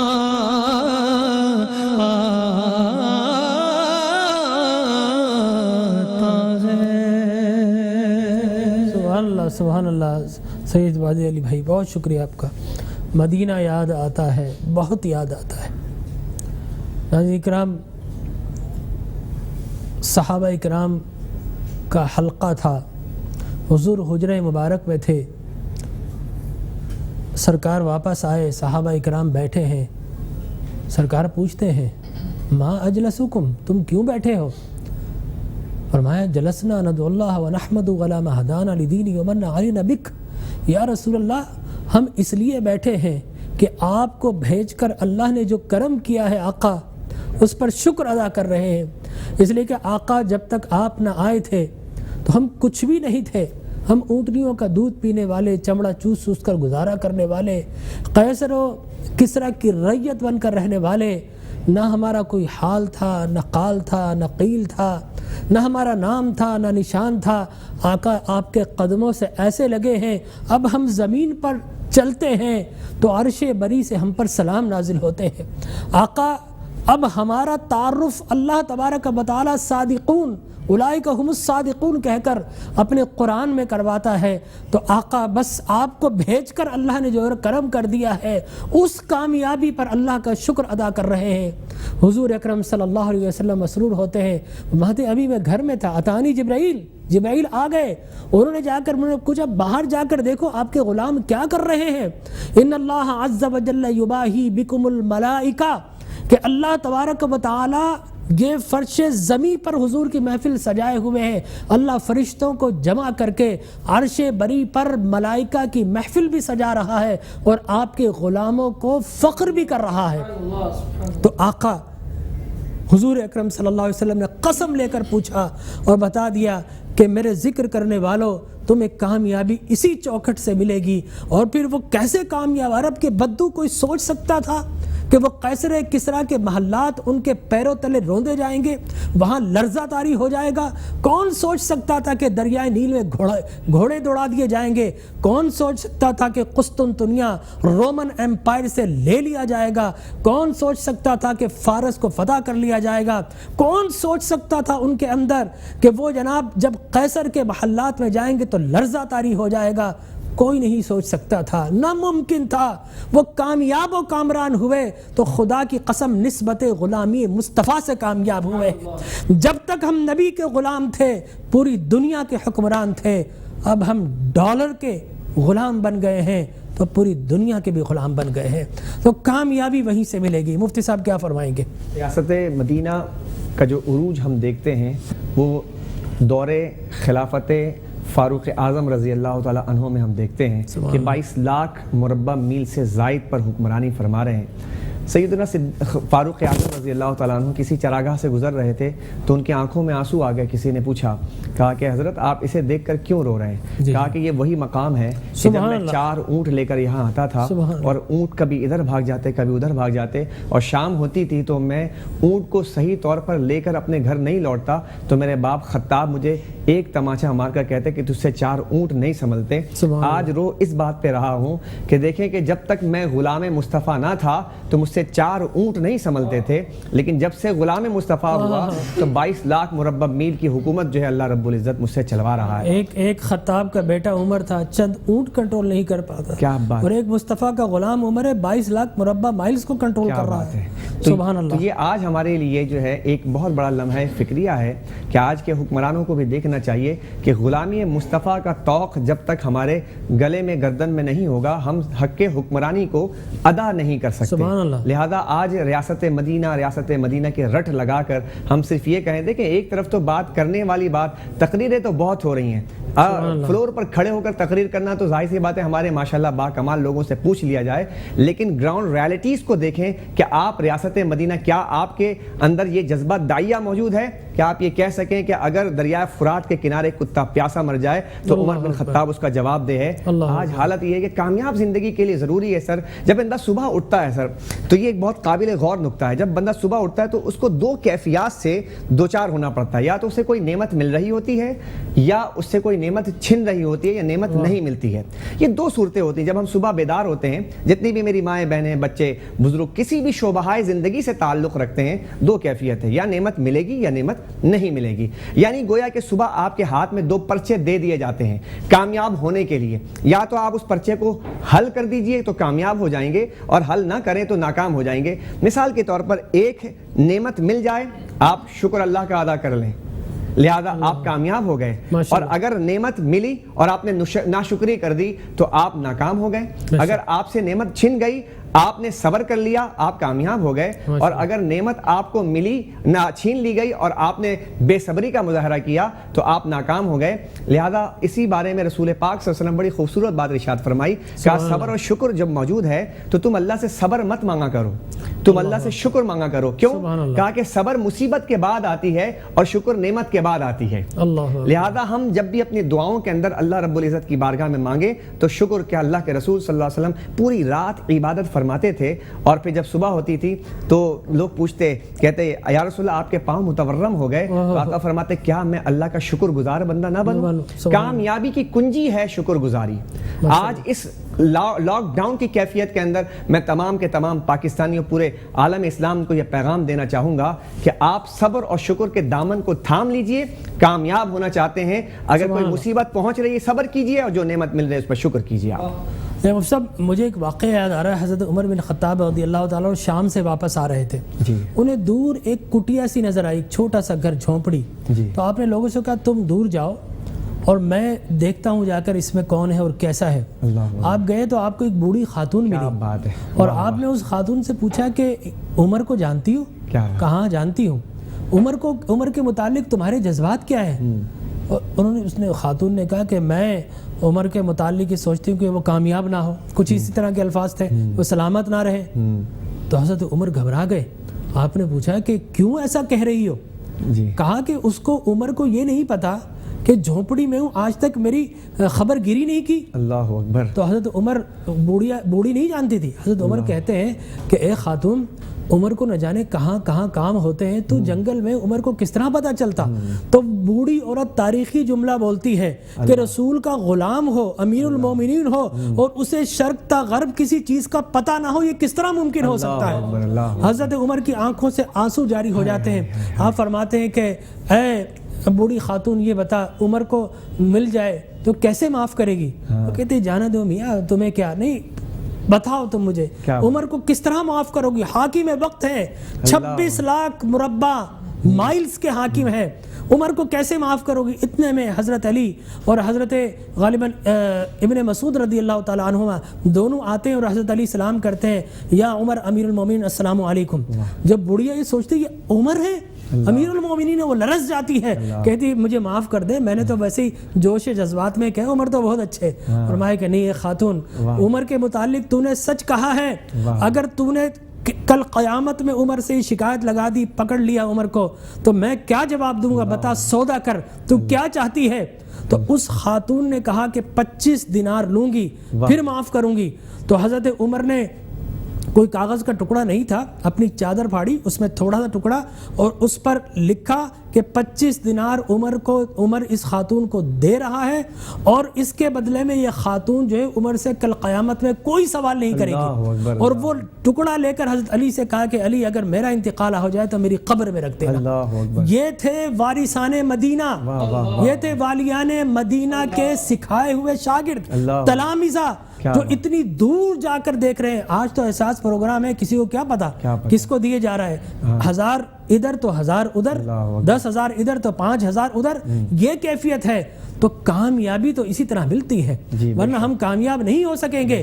آج آپ دیکھ لیجئے کہ دنیا ناکام نظر آ رہی ہے، حضور اکرم صلی اللہ علیہ وسلم کے قدموں سے لگے، علم کے اندر کامیاب ہو گئے، مینار علم بن گئے، وہ جن اندھیری راہوں سے گزرے وہاں علم و ہنر کی قندیلیں روشن کر گئے، ٹیکنالوجی میں مسلمان سب سے آگے چلے گئے، ٹاؤن پلاننگ میں سب سے آگے چلے گئے، مسلمان عسکری طور پر، حربی طور پر سب سے آگے چلے گئے، مسلمان ہر دور میں آگے ہو گئے۔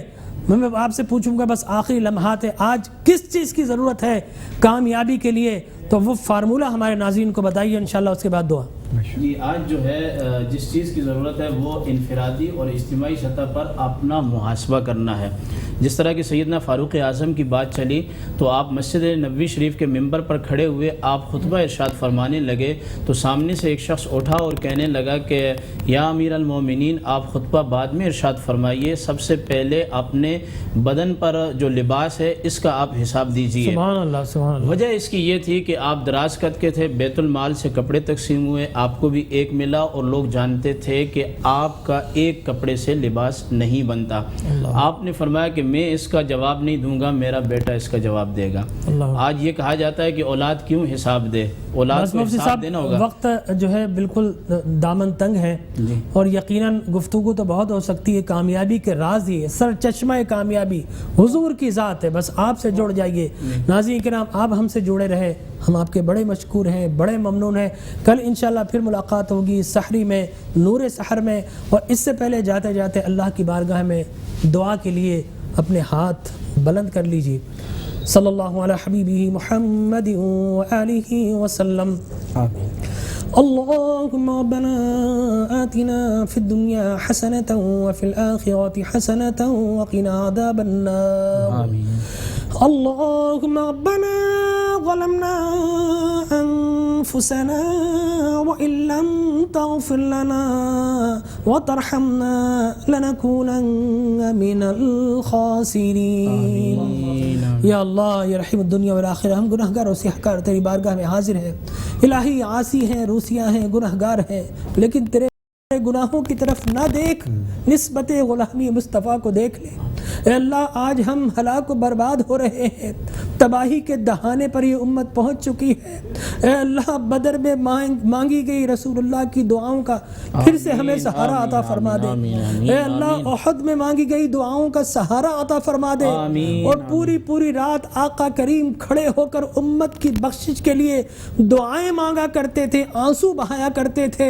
اے اللہ ان آنسوؤں کا واسطہ امت کی ڈوبتی کشتی کو کنارہ عطا فرما دے. یا اللہ ہم پر کرم فرما دے. ہمیں تو ہر قسم کی آفتوں نے گھیر لیا ہے. یہ کورونا تو اب آیا ہے، لیکن امت مسلمہ تو نہ جانے کب سے مر رہی ہے، ایک دوسرے کو مار رہی ہے. اے اللہ پورے عالم اسلام کے ممالک میں مسلمان ہی مسلمان کا خون بہا رہا ہے. اے رب کریم یہ وطن لاشیں اٹھا کر تھک چکا ہے، خون دیکھ دیکھ کر آنکھیں پتھرا گئی ہیں. اب ایک اور ہلاکت آ بسی ہے. گو کہ تیرے نبی کی دعاؤں کا تصدق ہم پھر بھی بچے ہیں، لیکن اے رب کائنات روئے زمین کے جتنے مسلمان، پاکستان کے مسلمان اور جو ہمارے بہن اور بھائی ہمیں دیکھ رہے ہیں، اے اللہ ان کی ساری دعاؤں کو مقبول فرما، آفات و بلیات سے محفوظ فرما. آمین آمین آمین یا رب العالمین.